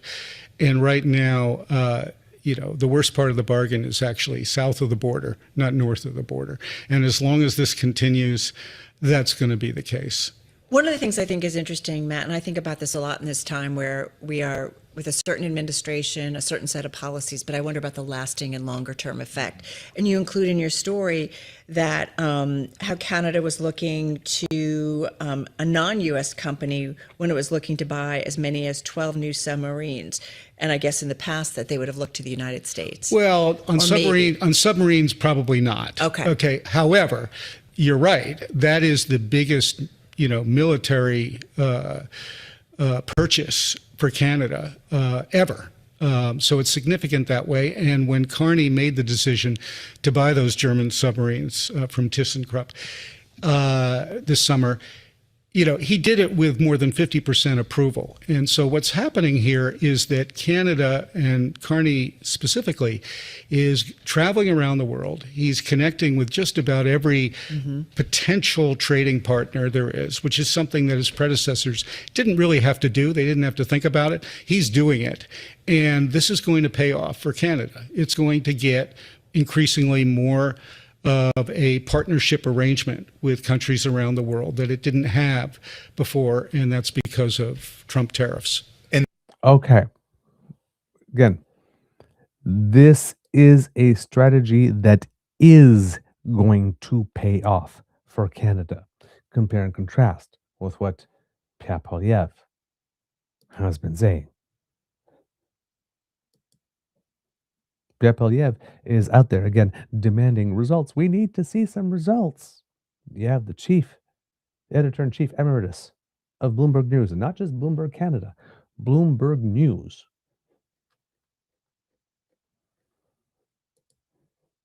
Out there saying that we will win with this, and that the problem, the bad part of this deal at the moment, is south of us. That which ties back to what Andrew Coyne said in his editorial, right? That conservative default position that if something's wrong, it must be Canada's fault. And even if it isn't Canada's fault, it's Canada's responsibility to fix it. And about the submarine deal, Mr. Winkler is correct that that would have not have gone to the United States anyway. That decision was made long ago when we weren't going for nuclear-powered subs. We were going for diesel instead because the United States doesn't produce the diesel ones. So they were never in the running for it. We eliminated the United States when we decided to not go nuclear on the subs. Okay, one final bit here from Mr. Winkler with regard to this interview, and I see that I have gone fuzzy again. So I'll defuzzify the beaver, and hopefully I will remain defuzzified when we come back from the clip.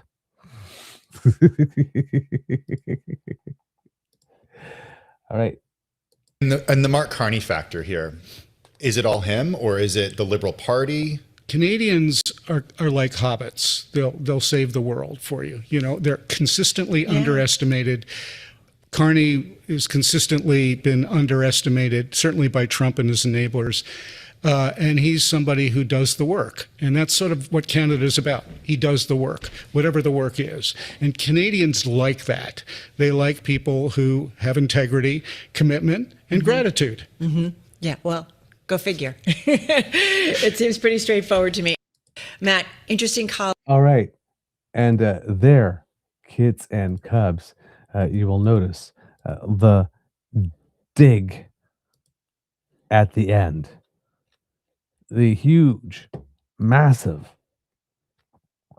anti-Trump dig at the end. They like people who have integrity, commitment, and gratitude. Guess who doesn't have that? Donald Trump. Guess who also doesn't have that? Pierre Poilièvre. 22 years living off Canadians. You think he would speak about us a little more warmly than he does. We gave him everything he has. Everything.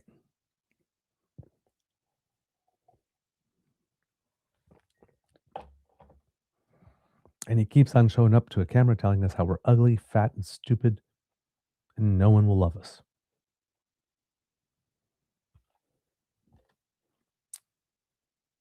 Talking about someone who has no integrity, no commitment, and a severe lack of gratitude. I'd say it would be Pierre. Get saucy. I knew it. We were hobbits. I knew you would love that one. I knew you would love that. But again, right? We are hobbits.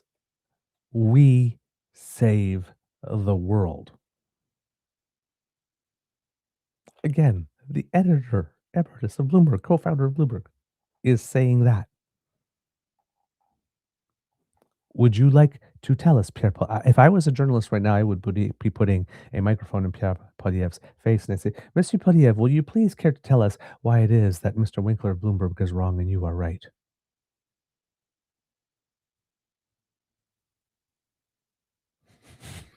And then watch him burn another bridge. All right. Along with that, there's been you've probably heard about it because there's been a lot of talk of it over the past couple of weeks, and I've been looking for an opportunity to bring it to you, and this kind of fits into it. But there was a two-part series that appeared in the Wall Street Journal about the rupture with America. And this is, we know a lot about Canada's rupture with America, but this is about Europe's rupture with America.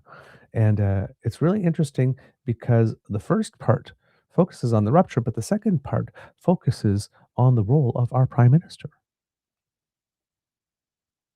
This is by Joe Parkinson, Drew Hinshaw, and Daniel Michaels of the Wall Street Journal. Sit back. If you have a bevy, relax, because this is going to be a story time with Uncle Beaver here, because it's a two-part Wall Street Journal series. So it's these are in-depth essays. So I'm going to bring these two to you in case you didn't have a chance to see them on your own. And this, again, gives you an idea of the overall waters in which the Prime Minister is bathing in. And if you're a Canadian, if you're paying attention to not only what the Prime Minister is doing here, but how he's being received around the world, you can see the polling numbers that are out there explain themselves. It was almost midnight in Brussels, and the leader of... Let me try that again. It was almost midnight in Brussels, and the leaders of Europe were locked in their fifth hour of an emergency meeting with a single theme for discussion: how to manage a breakup with America.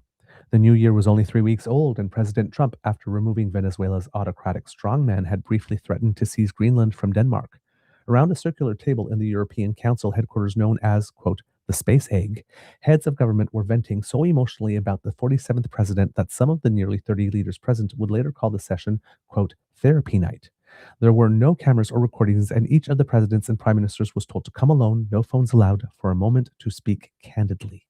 Quote, we are drawing a line here, began Emmanuel Macron, president of France, according to several leaders present and their most senior aides. For a year, America's closest allies had tried to placate Trump with a mix of flattery and concessions on mutual defense and trade issues, hoping to buy time. Now, French soldiers were in Greenland alongside Danish special forces equipped for a shooting war with America. The French president repeated an argument he'd been pressing for years with morning urgency, that Europe's over-reliance on America was a security risk. Quote, "There's no going back," he said. Let me remind you here also that when the Europeans were bringing things over to Greenland, apparently for some exercise, that type of stuff that had been pre-planned, they also used that opportunity to bring blood. They brought blood because they thought that there was a chance that they might need it. They smuggled blood, pretty much, from mainland Denmark into Greenland. A clutch of European leaders chimed in to complain that the administration seemed more interested in mining and energy deals than upholding America's traditional role in the world. Europe risked becoming, quote, "a miserable slave to the U.S., groused the Prime Minister of Belgium. The Conservative Prime Minister of Italy, Giorgia Meloni, dissented, telling the roomful of more liberal leaders that while they might not like President Trump, he could still be reasoned with, according to people present. I wonder if she still believes that now. After she dressed him down. To Maloney's left sat Denmark's Mette Frederiksen, trying to maintain composure. After a week of brinksmanship with Trump, the Danish Prime Minister looked so shaken that German Chancellor Friedrich Merz took a moment to ask how she was holding up. You okay? Hours passed as people talked over each other in a conversation with such seismic implications, it seemed surreal. In its 250th year, had America, protector of Europe, now become a threat? Several participants mentioned a man who wasn't in the room. Mark Carney, the new Canadian Prime Minister, had been regularly messaging Europe's major leaders using a British phone number from his time in London, trying to persuade them that, quote, "the old America isn't coming back."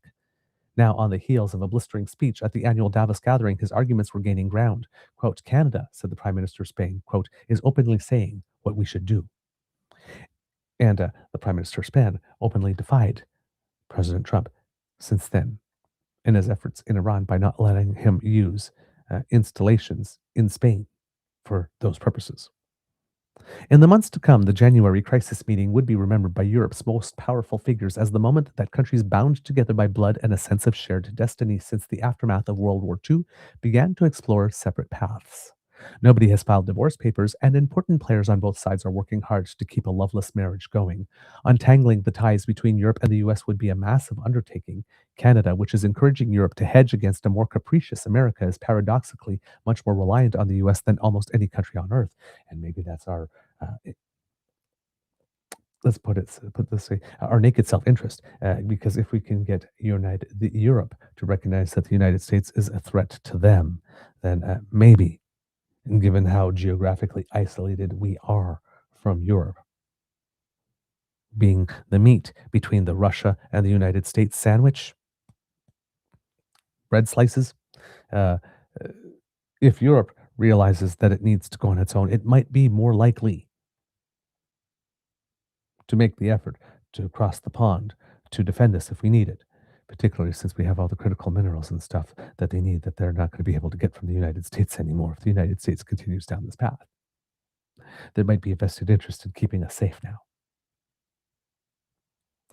Militarily, it is hard to imagine the Allies entirely going separate ways. This week's summit of the North Atlantic Treaty Organization will test the resolve of leaders to preserve an iconic fixture of Western might in the face of growing mutual distrust. The White House said Trump is looking forward to having constructive and frank conversations with many world leaders at the meeting in Turkey.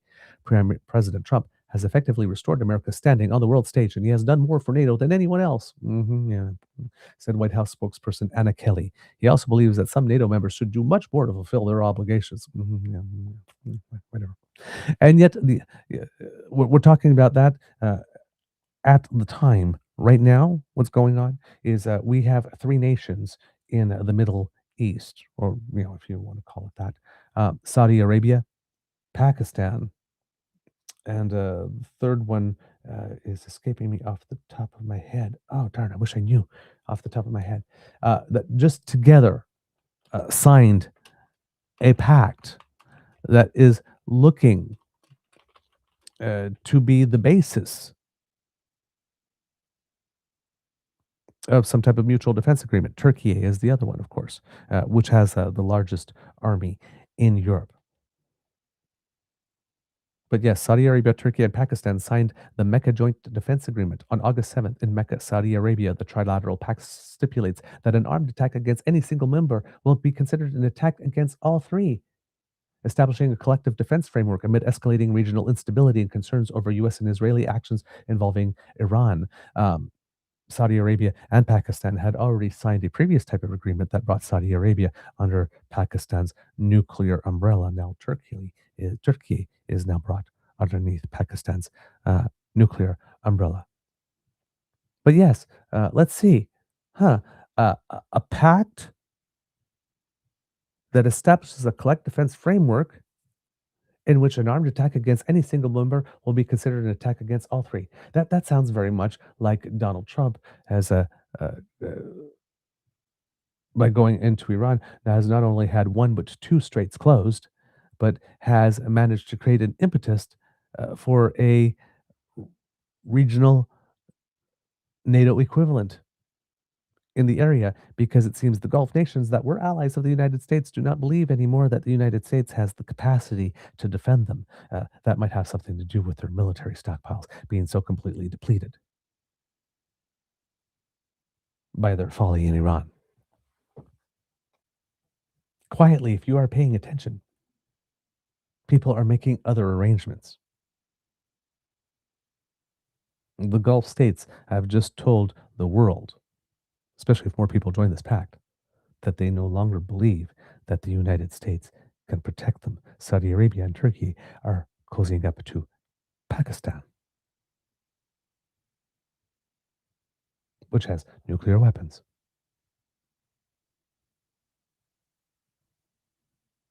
They're not convinced that the United States nuclear umbrella will protect them anymore. They've gone and found themselves someone new. These shifts are happening. Slowly, surely, but they're happening. And yet the unvarnished private talks now taking place at the commanding heights of European democracies, many reported here in detail for the first time, signal the perilous path ahead.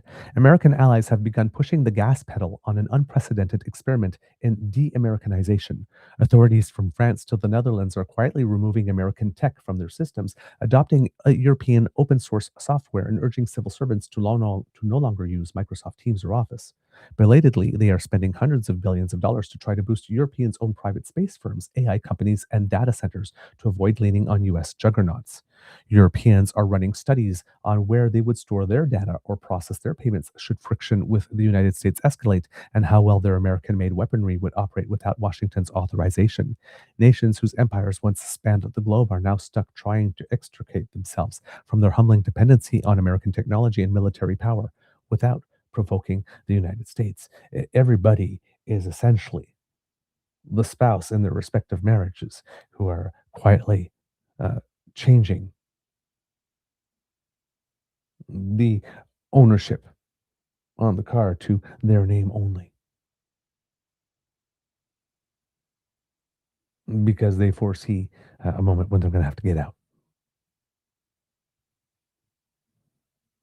More recent U.S. actions are only stiffening the Europeans' resolve. By the time European Council leaders met again at the Space Egg in March, Trump's airstrikes on Iran had spiked fuel prices across the continent, and Chancellor Merz was furious.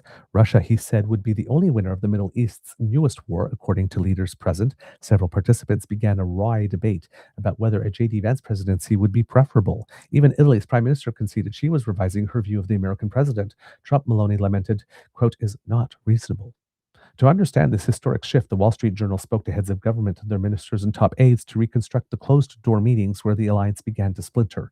The journal was able to review detailed notes taken by some participants, as well as classified assessments that European intelligence agencies gave leaders struggling to navigate the new Washington. One assessment from Southern Europe reads, quote, you are not dealing with an administration that has processes, you are dealing with a single volatile individual. Britain's MI6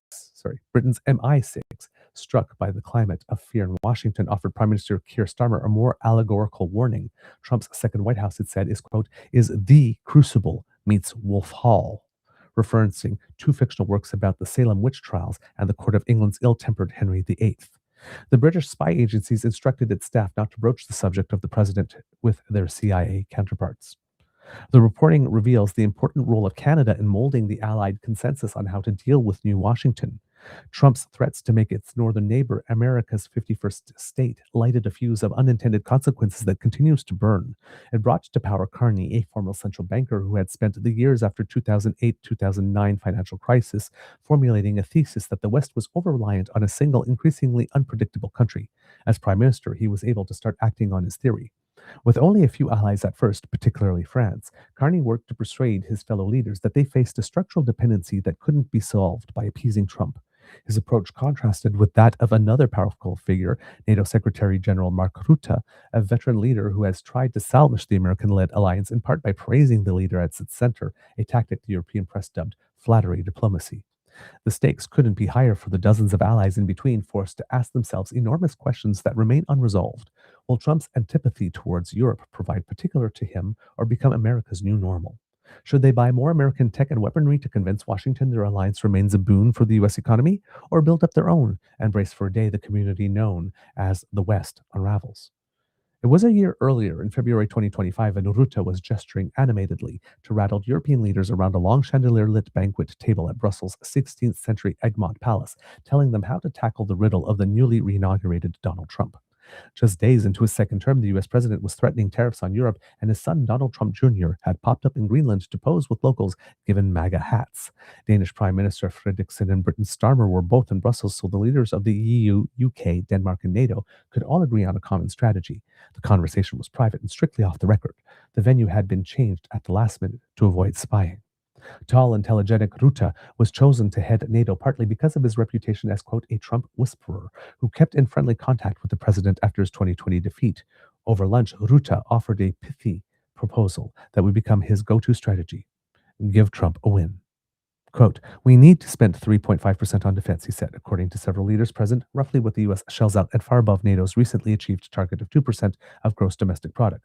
Trump for weeks had insisted the figure should jump to 5%, a number European officials dismissed as Trump bluster, while Rutte's middle ground figure came from NATO military planners who studied how a war with Russia might unfold. In the language of European diplomacy, leaders took turns to both affirm and avoid the commitment. Germany said it understood the goal, yet wondered if it would make more sense to talk about what they should buy, not how much they should spend. Italy's Meloni said she would like to spend more, although public opinion was very resistant, and besides, EU budget rules wouldn't allow it. Romania's president said he had also supported the sentiment, but asked, wouldn't this spark an arms race on the continent? We have no choice, Rutte countered. The allies would have to try. In his late 50s, Rutte was a lifelong student of the indispensability of American power. His father, a prisoner of war in the Dutch East Indies, would have likely died in Japanese custody had American forces not swept through the Pacific. The longest-serving prime minister in Dutch history, Rutte, came of age as an admirer of Ronald Reagan and believed that America's military and its nuclear umbrella would remain the ultimate guarantee of peace on the fractious continent. He virtually never took a vacation, riding his bike home late from work to practice piano.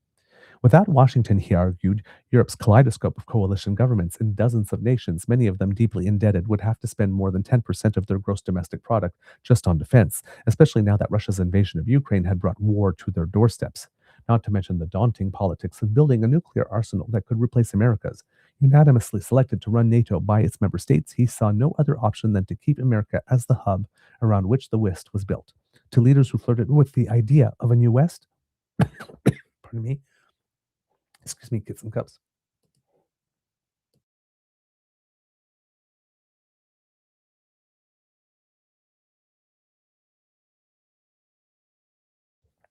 All right. Sorry about that. Get some cups. Oh boy. It was a little low on Beaver moisture there. So let's go back to the start of that paragraph then. Without Washington, he argued, Europe's kaleidoscope of coalition governments in dozens of nations, many of them deeply indebted, would have to spend more than 10% of their gross domestic product just on defense, especially now that Russia's invasion of Ukraine had brought war to their doorsteps, not to mention the daunting politics of building a nuclear arsenal that could replace America's. Unanimously selected to run NATO by its member states, he said he saw no other option than to keep America as the hub around which the West was built. To leaders who flirted with the idea of a new West without America as its linchpin, he had a response, quote, keep on dreaming. People with visions, he liked to joke, should see a doctor. Now, at the pinnacle of his career, Rutte told confidence that his overriding mission was to keep NATO together by keeping Trump and the U.S. committed to it. To win some room to push back with Trump in private, Rutte began bombarding him with public support and praise. When texting Trump, Rutte would echo the president's own syntax and hyperbole. keeping his messages congratulatory with staccato sentences. He immersed himself in the role so thoroughly, some heads of government who worked with him began describing him as an actor who never broke character.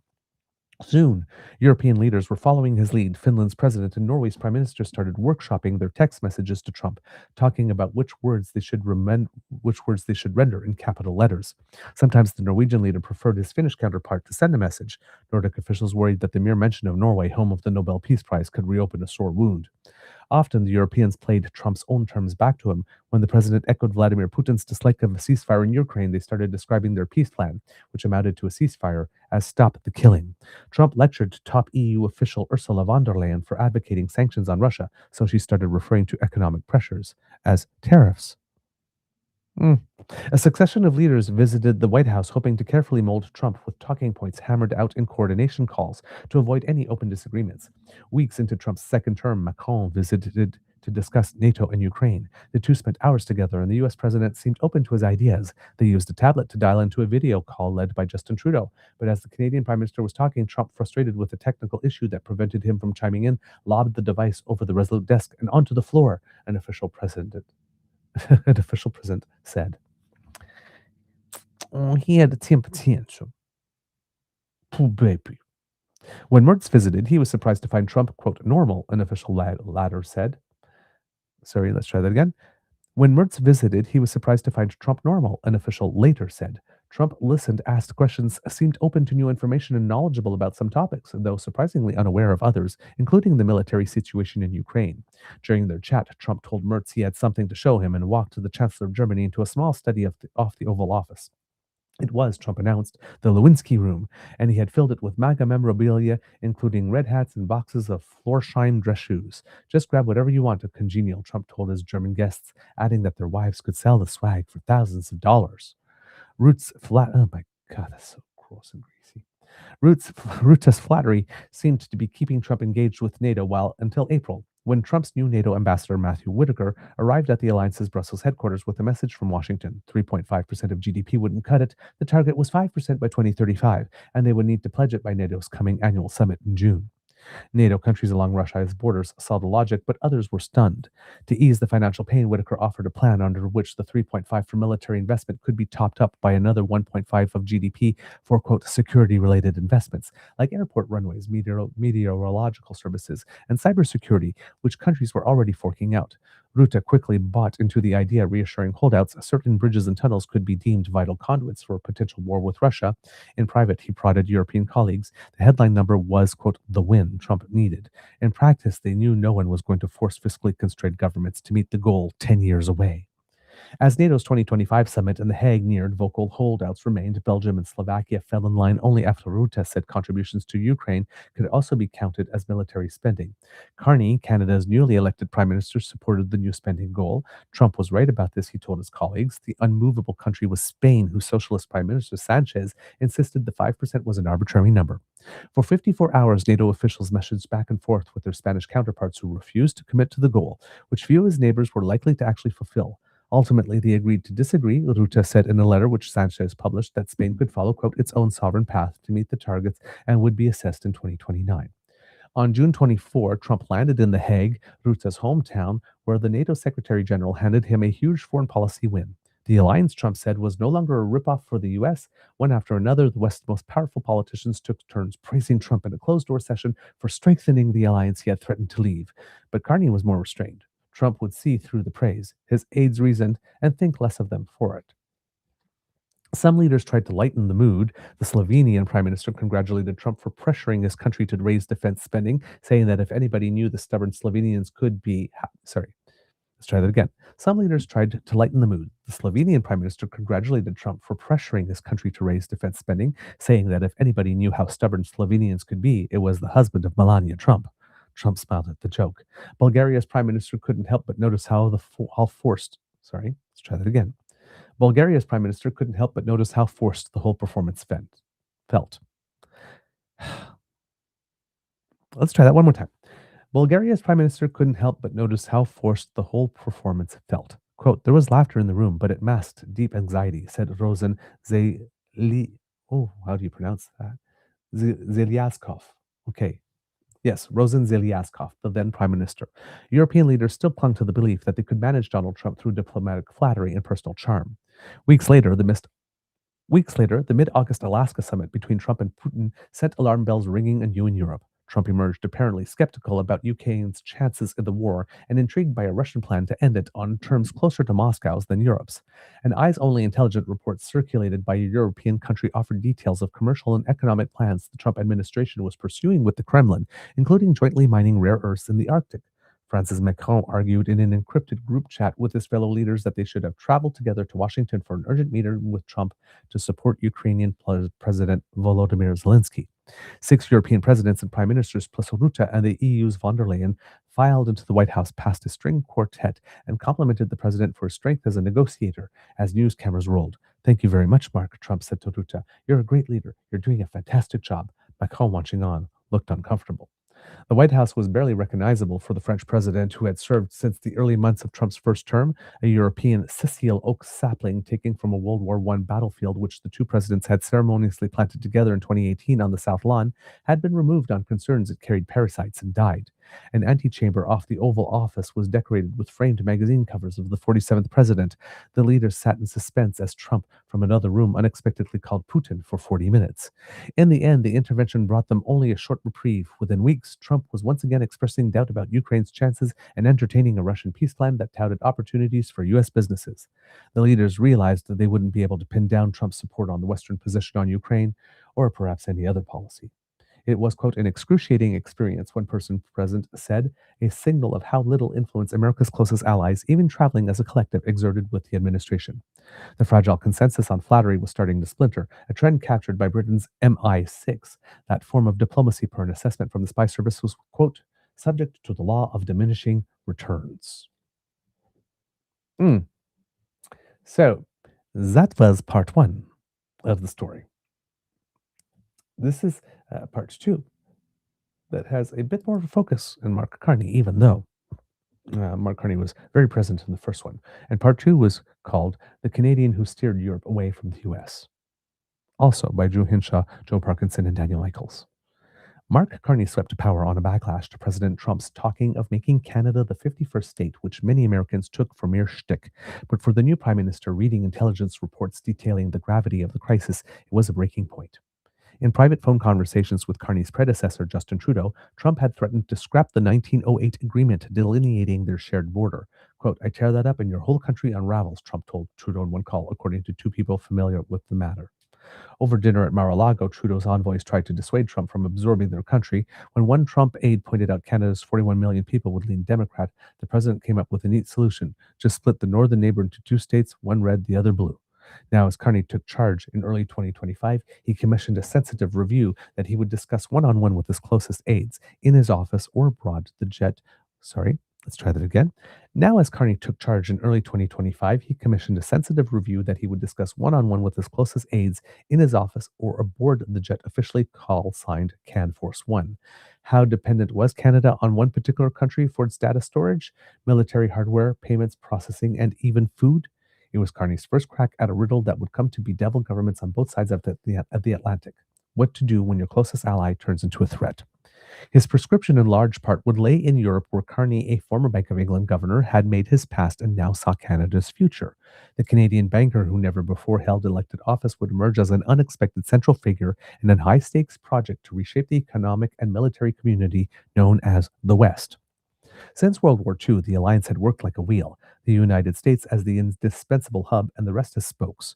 Carney argued that Canada and Europe would have to build an alternative model, a dense web of connections that wouldn't overly depend on any single country.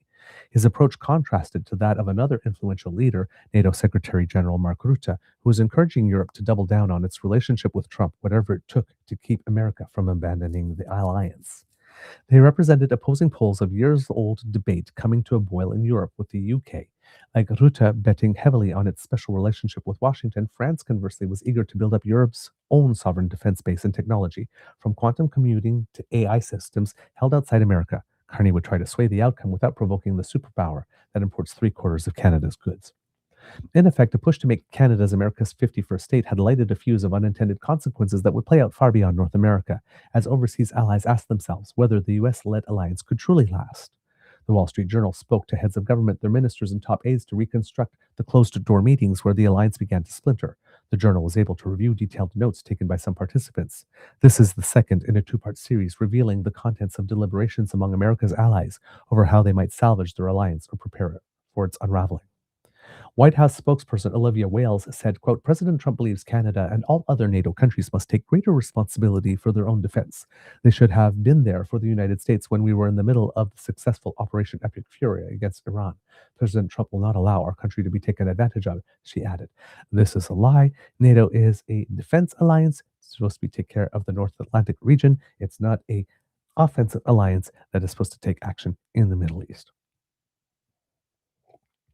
NATO had every reason, every right, and every duty to say no. On Thursday, the president posted an article about Canada's economic difficulties on Truth Social, annotated with the words 51st state! Exclamation mark. The first prime minister born in Canada's Northwest Territories, Carney, was an unlikely radical, a picture of the global elite Trump campaigned against, an alumnus of Harvard, Oxford, and Goldman Sachs who became the first foreigner to run the Bank of England. He kept two cell phones even as prime minister, one Canadian and the other with a British number, and a list of contacts from his time in London. Steering the British pound after the European debt crisis delivered a lasting lesson in how a global economy engineered for efficiency had grown dangerously dependent on a single fragile point, America and its greenback. As bank governor, he proposed, quote, a synthetic hegemonic currency that middle-sized economies could use as a dollar alternative. The IMF's chief economist in Washington called the idea, quote, intriguing but improbable, saying the US dollar's strength flowed from America's institutions, the rule of law. Carney's brainchild barely registered, in part because he floated it the same week of August 2019 that news broke of another outrageous proposal that at first seemed like a joke. Trump wanted to buy Greenland. And yet now, as Canada's leader, Carney would make an expanded version of the same case to America's closest allies, that the entire global security system was too dependent on Uncle Sam. His own staff struggled to keep up as he texted European leaders he'd known from the finance world, like Rothschild banker Emmanuel Macron, now France's president, one-time chairman of BlackRock's German subsidiary, Friedrich Merz, now German chancellor, and the European Investment Bank's Alexander Stubb, now Finland's president. Okay? What this paragraph here is telling us here is that the leaders of France, of Germany, and of Finland, before becoming leaders, were high-powered economics people that Mark Carney, in his roles as central banker and with Goldman Sachs and everything else that he's done, had come to know. They all entered politics eventually. So three key players in Europe, Mark Carney doesn't have established, is not building relationships with them since he became prime minister. These are people he's had in his contact list for years already.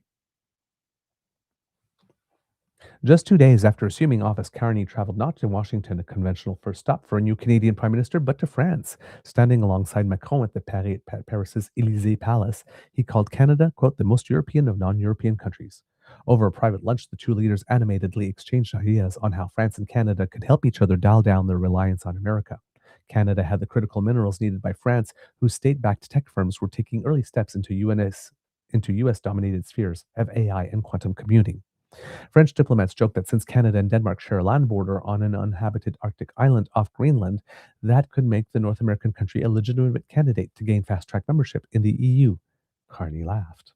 The reception was more restrained in London. Carney's next stop, Prime Minister Keir Starmer's administration, had been startled when Trudeau's government discreetly asked British intelligence chiefs to start discussing how they might band together if the US left Five Eyes, the US-led intelligence sharing alliance. MI6 turned them down as the vast majority of intelligence that flowed through that club came from Washington. The idea never gained traction, Canadian officials said, and Carney didn't try to resurface it. Starmer was more aligned with Rutte's conviction that they could salvage the Western alliance by flattering Trump, and he had avoided publicly mentioning the president's campaign to annex a British Commonwealth nation. One gesture of support came from King Charles III, Canada's head of state, who symbolically planted a red maple tree in Buckingham. Let's try that again. One gesture of support came from King Charles III, Canada's head of state, who symbolically planted a red maple tree in Buckingham Palace's garden. When the king made plans to visit Canada, Starmer was nervous about provoking the US president, according to officials involved in those discussions. Like Carney, Starmer was undertaking a strategic review, reassessing how Britain could defend its interests in a changing world. But by the time Carney visited, the report now drafted broached a question Starmer's office found provocative. Quote, what if America abandoned their special relationship? Fiona Hill, Trump's top Russia advisor in his first term and now co-author of the British report, was skeptical about Washington's staying power. She shared her thoughts with Carney, who had served with her on Harvard's board of overseers. Trump argued Hill was America's answer to Soviet leader Mikhail Gorbachev, weakening a superpower he meant to strengthen. She failed to move Starmer's team, who put the report through months of edits to reaffirm the importance of U.S. ties. Carney would have to try again to bring Starmer on board in November when they headed to the G20 in South Africa. The U.S. was boycotting in protest of what Trump had called, quote, white genocide, which gave Carney more time with Macron, Finland's Stubb, and Spain's Prime Minister Pedro Sanchez, all of whom shared his perspective. Starmer was still cautious, though. The West had to salvage its relationship with America, he told Carney. We don't have a relationship to keep, Carney replied. In Trump's first term, Canadian officials maintained a line of communication to the White House through a sometimes informal network of businessmen and politicians who had the president's ear, but the cast of characters shifted in the second term, leading to frustration. When one of Carney's European counterparts mentioned their difficulties with the personalities in the second administration, two Canadian officials said he responded, quote, I have to deal with these guys every day. One rare constant was Trump's son-in-law, Jared Kushner. Shortly before Carney took power, the Ottawa government was desperate to rebut Trump's supported Let's try that again. One rare constant was Trump's son-in-law, Jared Kushner. Shortly before Carney took power, the Ottawa government was desperate to rebut Trump's unsupported claims that Canada had become a major source of fentanyl. Asked for advice, Kushner suggested they produce a video that might persuade the president that they were serious about border security, according to the Canadian officials. Trudeau's government hired a film crew to capture two Black Hawk helicopters and a sniffer dog on patrol. Instead of placating Trump, it seemed to fuel his interest in revisiting the placement of the border. Under Carney, Canadian senior officials began reading clinical studies on impulsivity to understand Trump's psychology or biographies of his business and media career. They speculated that his bid for Canada was a negotiating tactic aimed at, quote, price discovery. In other words, propose an outrageous idea and test the market reaction. Some aides had a different theory that the whole 51st state idea was Trump's way of kicking Trudeau as the Canadian leader's poll numbers were down, but Carney eventually discovered that he too had a target on his back. By the end of 2025, the U.S. had imposed steep tariffs on Canada, and trade talks were frozen, with Trump publicly offering a way to Canada to Let's try that again. Some aides had a different theory that the whole 51st state idea was Trump's way of kicking Trudeau as the Canadian leader's poll numbers were down. But Carney eventually discovered that he, too, had a target on his back. By the end of 2025, the U.S. had imposed steep tariffs on Canada, and trade talks were frozen, with Trump publicly offering a way Canada could avoid tariffs. You become 51. Canadian officials looked for support in Europe, but few leaders spoke out. The EU had its own trade deal with Trump by then, taking the crisis between the two NATO allies as background noise. A single stone thrown from Mar-a-Lago would shatter that false claim. Katie Miller, wife of Trump's deputy chief of staff, was dining with the president in January, hours before special forces captured Venezuelan dictator Nicolas Maduro, and noticed Trump was in a ruminative mood. I wish I had more time, Trump said. If I had more time, I would do Greenland. You do have time, she reassured him. On January 3, with Maduro now in U.S. custody, she thumbed out a provocative single-word tweet. Soon, she posted on X, with an American flag covering Greenland. The intervention echoed by the White House officials was the equivalent of a fire alarm across Europe. It would test Europe's patience with Rutte's strategy of making concessions to Trump and push a critical mass of leaders to see the U.S. as Carney had warned, a country willing to weaponize its dominance over allies. In Denmark, Prime Minister Mette Frederiksen convened a sense of emergency briefings with intelligence chiefs who viewed the overture as serious, not a bluff, and who were identifying the U.S. as a potential military threat. Quote, the possibility of employing military force even against allies is no longer ruled out, a report from the Danish Defense Intelligence concluded. On January 6, she and Carney joined other leaders in the gilded hall of the Élysée Palace. Let's try that again. On January 6, she and Carney joined other leaders in the gilded hall of the Élysée Palace in Paris for a pre-scheduled meeting of Ukraine's backers. Before it began, the leaders huddled under the Rococo ceiling and chandeliers started urgently discussing Greenland. Trump's point men for Ukraine, Steve Witkoff and Kushner, were in another room, giving Frederiksen time to lobby European counterparts seeking support for Danish and Greenlandic sovereignty. Quote, this is not about you or me, she kept repeating. This is about European solidarity in a time of crisis. Carney on the sidelines was pitching his ideas of tethering Canada closer to Europe. Ukrainian President Volodymyr Zelensky, in town to rally military support against Russia, looked exhausted as Witkoff entered and launched into a speech less focused on the battlefield situation or the breakdown in the alliance than the economic opportunities awaiting Ukraine if it made peace with Putin. As he proposed that Zelensky could get a trade deal with America and a reconstruction effort overseen by BlackRock, the world's largest asset manager, one European aide wrote a note to give her prime minister. Quote, we can no longer rely on America, it said. All we have is international law. That day, the White House floated the possibility of using military force to acquire Greenland. France's defense ministry reached out to the Pentagon for clarification on the administration's intentions, but didn't get a clear answer. Diplomats posted to NATO's arched glass headquarters in Brussels began grabbing each other in their offices and huddling in regional groupings, according to people close to the talks, discussing whether their alliance was breaking apart. Denmark was already equipping Arctic troops for an unthinkable, a shooting war with America. Rutte was furiously messaging Trump trying to save the alliance. Carney, meanwhile, was on CanForce One. His team preferred to simply call it by the name of its European maker, the Airbus, to China, where he would ink a new strategic partnership with Xi Jinping. In his Beijing hotel suite, Carney watched the news from Greenland play out on the TV and debated with aides whether Trump's demands would outlast him and become U.S. policy. He was due to make a keynote address at the World Economic Forum in Davos one day before Trump's own speech there and wanted to frame it as a wake-up call. With his team, he workshopped lines they hoped would be like a bucket of ice water, including a slogan Carney had used before. Nostalgia is not a strategy. Carney's visit to China, the first by Canadian leader after nearly a decade of testy relationships, went one last time. Carney's visit to China, the first by Canadian leader after okay, I lied.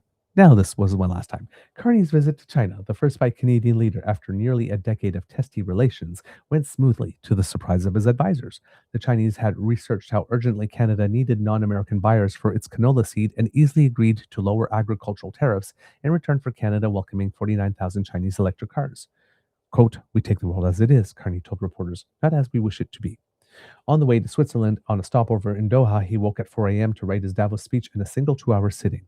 Trump watched from Air Force One as Carney delivered the speech, the Davos crowd rising in rapturous applause for his rallying cry for Western nations to stand up to great powers or, quote, be on the menu. Canada was, quote, ungrateful, Trump complained to aides. Carney, without mentioning the U.S., went further than any Western leader in defining a manifesto against Trump's governing style. Quote, "You cannot live within the lie of mutual benefit through integration when integration becomes the source of your subordination," he said. The former Bank of England chief was in his element that evening, filtering through the Swiss mountain resort where he was so well connected that he was on a first-name basis with the Canadian pianist playing Billy Joel's Piano Man at the Hotel Europe's VIP party, where guests praised his speech. NATO's Rutte, meanwhile, was closing in on a rough agreement with Trump, whose upcoming Davos speech was being billed as the moment the alliance could die. The Secretary General was offering a vague plan to avoid an impending trade war. European leaders led by Macron were threatening to hit America with a mix of tariffs and other retaliatory moves they'd nicknamed the bazooka. U.S. bond yields were hitting 5-year highs, driving up America's borrowing costs. When Rutte stepped past a navy blue NATO flag to meet the president, he faced an entourage of 5 Trump cabinet members, all wearing matching Florsheim dress shoes. The Dutchman inhabited the now familiar role of empathetic counselor. Quote, "We can help," Rutte said, proposing the NATO could boost security in the Arctic. The president dropped his threat of military force. But Trump still had choice words for Carney when he gave his speech that day. Quote, "Canada lives because of the United States," he said. "Remember that, Mark, next time you make your statements." Yeah. But conversely, the United States lives because of Canada as well. So remember that the next time you make your statements, Donald Trump. The next evening, top EU leader Antonio Costa brought nearly 30 heads of government into the European Council headquarters known as the Space Egg for what became an emotional 5-hour conversation about the U.S. that some called Therapy Night. A tired EU diplomatic service official called Carney's National Security Council afterward to say the meeting had been a before and after moment in Europe's relationship with America. The Europeans made plans to meet again, this time on February 12 in a Belgian castle built by the Knights Templar for a discussion Costa slated under, quote, a new geoeconomic context. Let's try that again. I think I mispronounced that. The Europeans made plans to meet again, this time on February 12th in a Belgian castle built by the Knights Templar for a discussion Costa slated under a new geoeconomic context. Arriving leaders knew how sensitive the conversation would be. Each was required to drop their cell phone into a signals blocking case. They would discuss how they, alongside Canada, were wrapping up a daunting campaign to build tech and defense capabilities that wouldn't be under American control. Their plan was evolving into a delicate 2-step maneuver. Rutte was leveraging his personal relationship with Trump to keep the U.S. engaged in NATO for as long as possible. At the same time, the Allies were trying to step back from a decades-old dependency on American technology, military power, and trade without provoking Washington. Quote, leaders finally acknowledged an inconvenient truth. The European economy had lost its competitive edge, said one of the prime ministers in the room, Bulgaria's Rozan Zelazko. I had that right the first time and I screwed it up. Zelyazkov. We recognized that direct confrontation with the US was both unnecessary and counterproductive. The solution required buying time. The Allies began accelerating investment in space, defense, quantum computing, and payment systems to build cloud networks, data centers, and defense systems that could function without US technology. On nearly every count, Europe was far behind. Elon Musk's 10,000 Starlink satellites were handling some of Europe's most sensitive governmental conversations and data the weapons used in Ukraine. The EU sped up its schedule to launch several hundred European satellites for governments to communicate securely over non-American networks. Europe was going to have to spend hundreds of billions of dollars replicating systems America traditionally supplied. Carney, in another lunch with Macron at the Élysée Palace, and during a jog through London's Hyde Park with Finland's Stubb, was discussing how Canada could better integrate into and augment those systems. In February, Canada joined a new $150 billion EU defense fund and launched the Sovereign Technology Alliance with Germany to deepen collaboration on AI security and compute capacity. Canadian and European officials began to meet more frequently for discussions that would have once included their American counterparts. During preparations for the G7, officials met in the French city of Toulouse in March, discussing quantum computing, food security, and AI between conversations on how Canada would join Europe's student exchange program, Erasmus, or its song contest, Eurovision. Ahead of it, some of Carney's top national security officials stopped using Starlink. France, meanwhile, ordered its 2.5 million civil servants to replace Microsoft Teams and Zoom with Visio, a domestically built video conference platform. Germany, France, Luxembourg, and the Netherlands and Belgium started rolling out their own homegrown texting services, discouraging civil servants from conducting official businesses on meta platforms. WhatsApp. German officials complained about the clunkiness of non-American software they were now expected to use. Germany's parliament passed an act favoring European suppliers for its defense needs. Quote, even if Biden came back, it would not be the same, said Alice Ruffo, Deputy Defense Minister of France. The time of warnings is over. Now is the time to do. The Pentagon said it would retaliate if the EU enacted policies to favor domestic arms manufacturers. To smooth things over, Rutte visited the Oval Office in April, bringing papers listing how many billions of dollars in American weaponry Europeans were still purchasing. Maybe you haven't noticed, he said, careful not to imply the president didn't know these facts. The president threatened he would leave NATO. No, you won't, Rutte pushed back. This week, Rutte brings the This week, Rutte brings the NATO summit in Ankara a catchy slogan, the Trump trillion, his rough estimate for how much more Europe and Canada have spent on defense since the president's first term. Carney's team has been quietly pitching his ideas to UK's next Prime Minister, Andy Burnham, whose chief economic advisor was once Carney's Bank of England deputy. He is working with Finnish President Stubb on an article not yet published on how their countries can navigate a shifting world order. Over text messages, European security officials recently shared a wry joke about the fissures in the alliance that has become grimly serious. If Trump follows through on his threats to leave NATO, given Canada's geography, the alliance could at least still keep the name the North Atlantic Treaty Organization. Ooh, dang. So yeah, those are the takes out there. This is how Mark Carney is being portrayed globally to the entire world. And meanwhile, we have the version of it that Pierre Poilièvre and the Conservatives would like us to believe, of a prime minister who is poorly educated on the economy, who is inherently corrupt and unethical, even though he is the most vetted prime minister we have ever had in Canadian history. Right? He was vetted when he got his British citizenship, when he married his wife. He was vetted when, in all the times, he got all those high position jobs. He was vetted at Goldman Sachs. He was vetted when he was a deputy minister.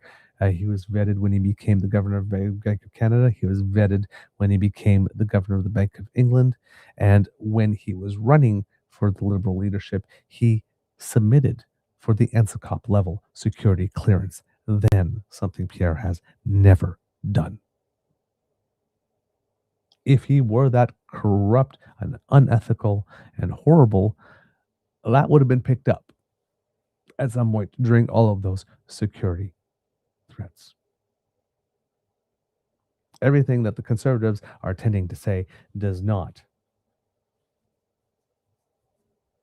pan out once you apply the logic test. So now it's not only Pierre Poilièvre against Mark Carney, or the liberal press in Canada, but against Bloomberg and the Wall Street Journal. And those are not bastions of liberal media. Things are not going well for Pierre. And things are really not going well for Pierre because he's lost another MP along the way. Larry Brock, someone who's pretty much a stalwart for Pierre Poilièvre. He's decided that he is going to be going his own way now. He has resigned on September 18th. In a social media platform, Brock, who represents Brantford Brant South, said he has accepted a position at the Brantford Crown Attorney's Office following careful consideration. Quote, "My commitment to community safety hasn't wavered one bit, and getting back in the courtroom means I can keep being tough on crime. Pardon me, making sure real justice happens right here at home," he said in the statement. Brock was first elected to the House of Commons in 2021 federal election. He was re-elected in 2025. Earlier this summer, Brock stepped back from his role as Shadow Minister of Justice, which is really interesting because if you remember, Pierre Poilièvre put out that note asking everybody to prove themselves and to show how they've intervened and said nice things about the leader, which was the thing that caused Marilyn Gladue to leave. Well, Larry Brock did fill that out and became the critic for justice. So at that time, he intended to stay, and now he's going. Wonder what could have made him decide that now, in 2025, after 1 year of seeing Pierre going, losing an election that he thought would have brought him to power, maybe have made him the Minister of Justice. Why is it that Mr. Brock doesn't want to stay the extra close to 3 years to see if Pierre's theory of just doing the same thing but louder and in all caps and with more exclamation points will work this time? In Thursday's letter, he said the journey has been incredibly inspiring, and representing Brantford Brant South has been the honor of a lifetime. Quote, "The trust this community placed in me throughout my time in office is something I'll carry forever," he said. "This is a community that values hard work, public safety, and personal responsibility." Brock expressed his thankfulness to his team and the Conservative Party. Quote, "But most of all, my deepest thanks go to my wife, Angela, and my daughters, Jenny and Emma. Being a politician's family asks a lot, and their unwavering faith in me has been my greatest source of strength," he said. In a post to X, Progressive Conservative leader Pierre Poilièvre thanked Brock. Quote, "Thank you, Larry, for fighting to the end. Thank you, Larry, for fighting to end liberal bail, to lock up criminals, to restore safe streets, and to support victims, and for your tireless work for the people of Brantford Brant South Six Nations." He said, "My ardent wishes for you and your family to have all the success and happiness in the world. God bless, my friend." Well, yes. So yeah. Gone.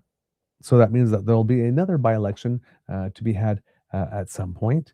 I think this is a little bit more of a safe conservative seat, but it doesn't mean that it will not be challenged in any way, shape, or form. And that's not a by-election. That's going to happen immediately, unless the Prime Minister includes it in the whole block of all the other ones that are to come. But now, this is now the 7th MP that Pierre loses. He lost 4 through floor crossings, 1 to the Senate, 1 just said, "Up, I'm out of here." And this one, even though he's the critic on justice, felt that he can contribute more to justice by going back to his old job as a prosecutor. Doesn't feel that he is being as impactful as he could be in his current position. Maybe it is nothing about the leadership. Maybe it is just because of the lack of opportunity. But you would think that in a party that had good leadership when you're not in government, you'd be working on things that would give you a sense that there is some opportunity. I'm just saying. According to 338, Brantford Brant South Six Nations 2025 went 52.4% for Larry Brock, 41.1% for the Liberals, and 3.7% for the NDP, whose vote just cratered from 20.3% the two elections previous to 3.7%. The current projection in Bradford Brant South Six Nations is PPC 1%, Green Party 4%, NDP 9%, Liberals 41%, CPC 44%. That's an 8.4% drop, larger than the margin of error in CPC fortunes. And that's a 3% difference as well within the margin of error. So that means that seat that is up for grabs for the Liberals. Much like she could be La Fiara is. Wondering if Prime Minister Carney might call that, especially if he has success, and she could be La Fiara, calls that one relatively quickly soon after to see if he can get Pierre to lose 2 actual seats in votes. And see what that does to his longevity. I'm just saying. Couldn't happen to a nicer guy. So yeah, 7th MP.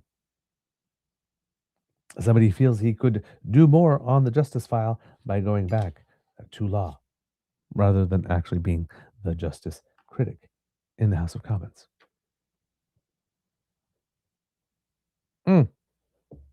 Tells you a lot about your prospects for the next 3 years if you're in the Poilièvre government, doesn't it? How interesting your job is going to be. All right, damn fam. That's the end of this episode of the Daily Beaver Morning Show. We hope that you love listening to us because we love making this for you. Remember, sharing is caring and word of mouth is priceless. So please tell your peeps and poops all about us. We really appreciate it when you do.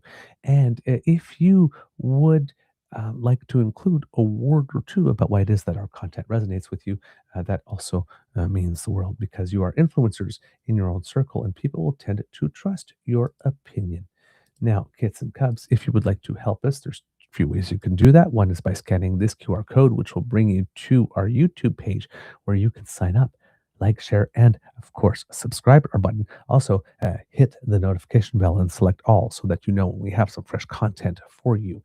We would really appreciate that if you could go to our YouTube page and do that. Thank you so very much. And if you happen to be watching this show, but not live, however, on your phone or tablet, fewer than 7 days after it aired, if you could swipe left on the comment section and offer us some hype points, that helps smaller audience shows like ourselves gain more visibility. And we thank you.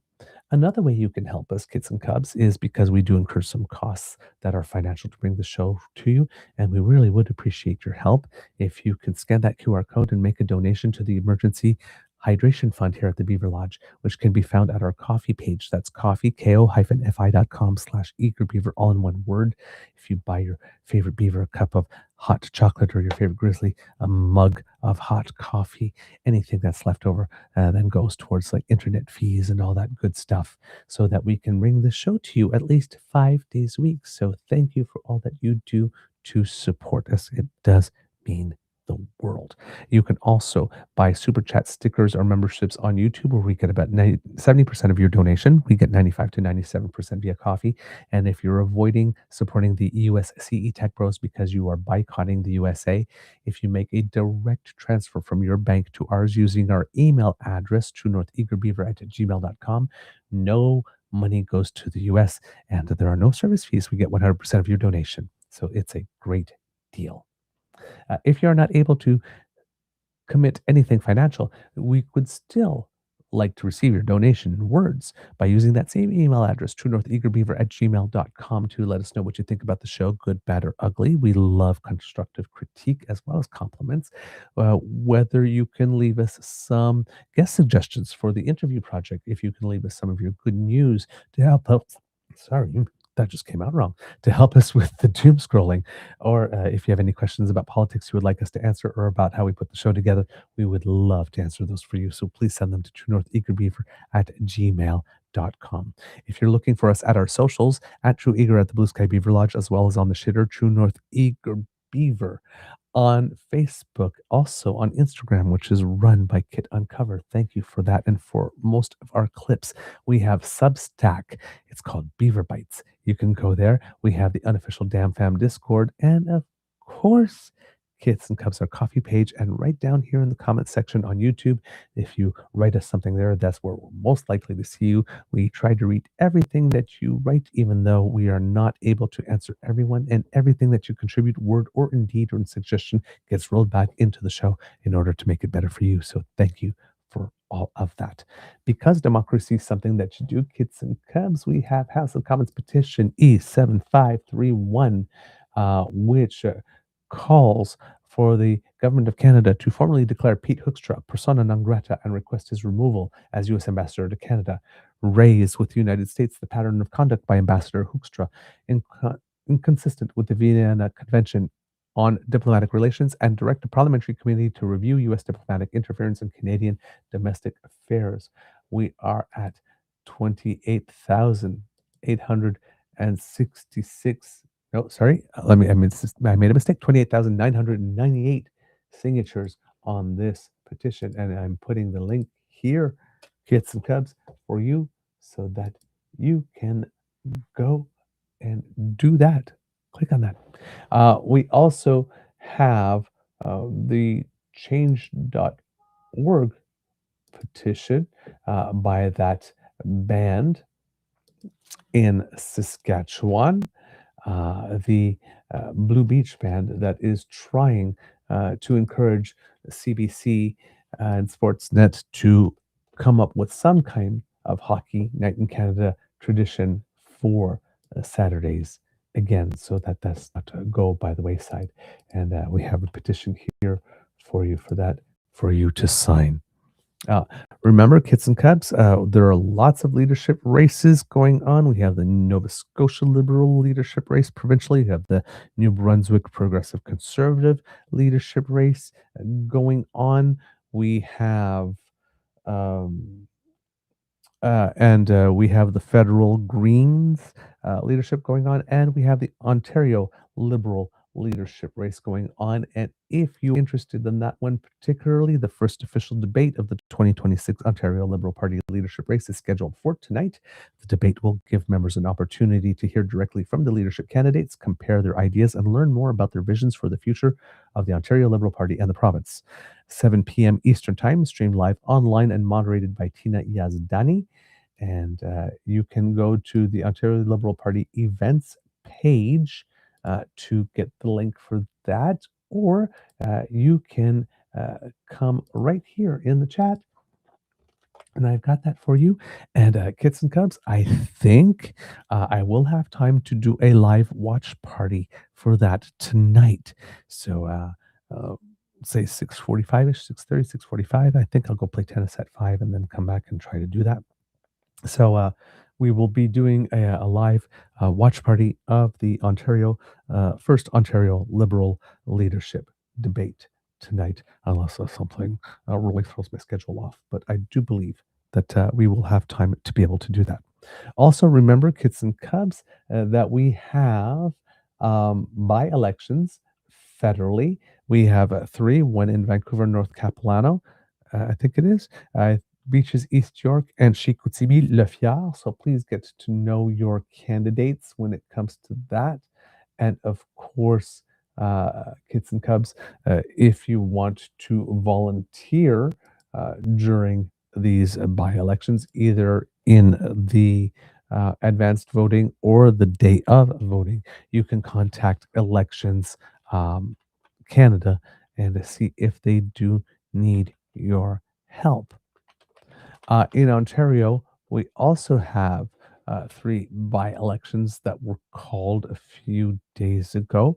The first one is in Scarborough Southeast. The other one's in York Simcoe, and the third one is in Hamilton East Stony Creek. Again, the same thing. Get to know your candidates. Go out and support one if you can, and call Elections Ontario and see if there's any opportunities to volunteer there. All right. I think that is everything. There's a lot of democracy going on these days, I tell you. But I think that's everything. So we can go to our words of wisdom, kids and cubs. And my words of wisdom for you today is going to be something that I've said before. Naps are good. That's all I'm going to say. Naps are good. So if you think that taking an extra 20 at some point today might do you some good, treat yourself. Treat yourself. All right, kids and cubs. It could be a tough world out there. So please be kind to and gentle with yourself. And at the count of three, can I please have you say, Mr. Beaver, please cue the cock on 1, 2, 3. 1, 2, and 3. Let me hear it. Oh, yeah, that is the good stuff. And since you asked so nicely, here is a little cock-a-doodle-doo just for you. You are listening to a True North Eager Beaver Media Incorporated podcast. The True North Eager Beaver podcasts are proudly brought to you by our founding sponsors, the Misfit Mysteries from Corvid Moon Publishing, your source for science fiction, fantasy, and cozy mysteries featuring a broad diversity of characters. CanadianTarot.com, their uniquely Canadian online eclectic tarot community, and the Peppermaster, hot pepper sauces made from farm-fresh ingredients to thrill your taste buds and expand your mind. We are grateful to the Crier Media Network for its support, Pete Jarvis for our artwork, and Paul Joseph Something for our opening and closing sequence music.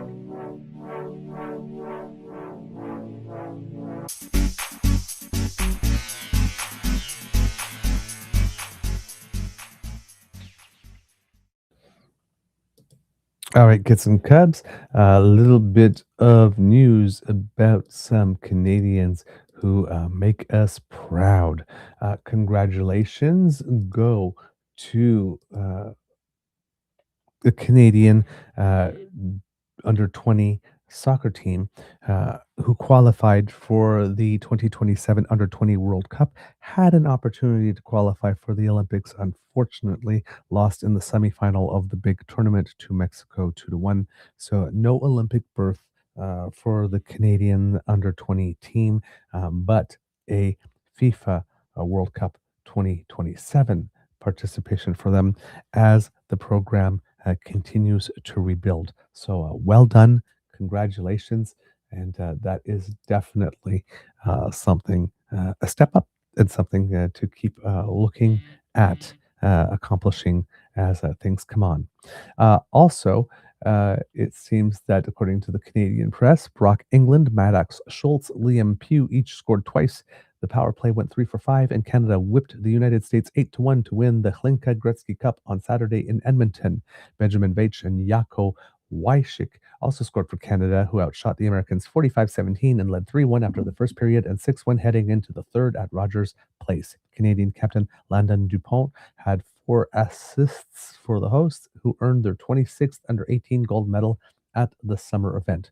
Quote, "This is a crazy moment because we have dreamt of this since the start of the tournament, and it was our mission to win gold," said Schultz, who was named player of the game. Quote, "It feels good to be wearing the gold medal around our necks, and everyone's excited to get this win. It was so fun to play with this team, and we wanted to win so badly. We knew we had it in us, and that we were the group that could get it done, and to have the crowd behind us every shift and cheer us on was incredible." Canadian coach Ryan Oulahen was thrilled with the end result. "I'm so proud of this group. I know the score says what it says, but I would have been proud if it was a 1-0 game because of how well we played and the way everyone brought into what we wanted to accomplish. This group will be remembered for playing the Canadian way. We got better every single day, and tonight was 60 minutes of exactly how you would want to draw things up. This is an impressive team that is led by an impressive staff, and I'm going to remember this experience forever." Canada finished the preliminary round in first place in Group A after wins over Switzerland 7-3, Slovakia 6-1, and Sweden 7-4. It booked its spot in the gold medal game with a 6-3 win over Finland in the semifinals. The medal marks the 31st that Canada has won at the annual Summer Under-18 tournament, capturing 26 gold medals, 3 silver, and 2 bronze. Boom. Congratulations goes to tennis player Leila Fernandez, who had a big victory at the National Bank Open, defeating world number 5 and French Open champion Mira Andreeva to reach the round of 16. unfortunately, yesterday, playing another, this time a multiple Grand Slam champion, Naomi Osaka, and was not able to get the victory, meaning that, surprisingly, the last Canadians standing at the National Bank Open are the doubles team of Alexis Galarneau and Duncan Chan, who are playing today at 4 o'clock. They won their first round doubles match, and they're going to be playing against Arevalo and Pavic. Pavic also Grand Slam winner in men's doubles and in mixed doubles, once with Gabriela Dabrowski, actually, in mixed doubles. So this will be a pretty big challenge for the team. But yes, it seems that they are the solo Canadian stars of the show at the moment. So there you go. And we didn't do the follow up on Team Canada women's volleyball team at the Nations Cup of Volleyball, who had made the playoff rounds. Unfortunately, they lost in the first round of the playoffs to Turkey.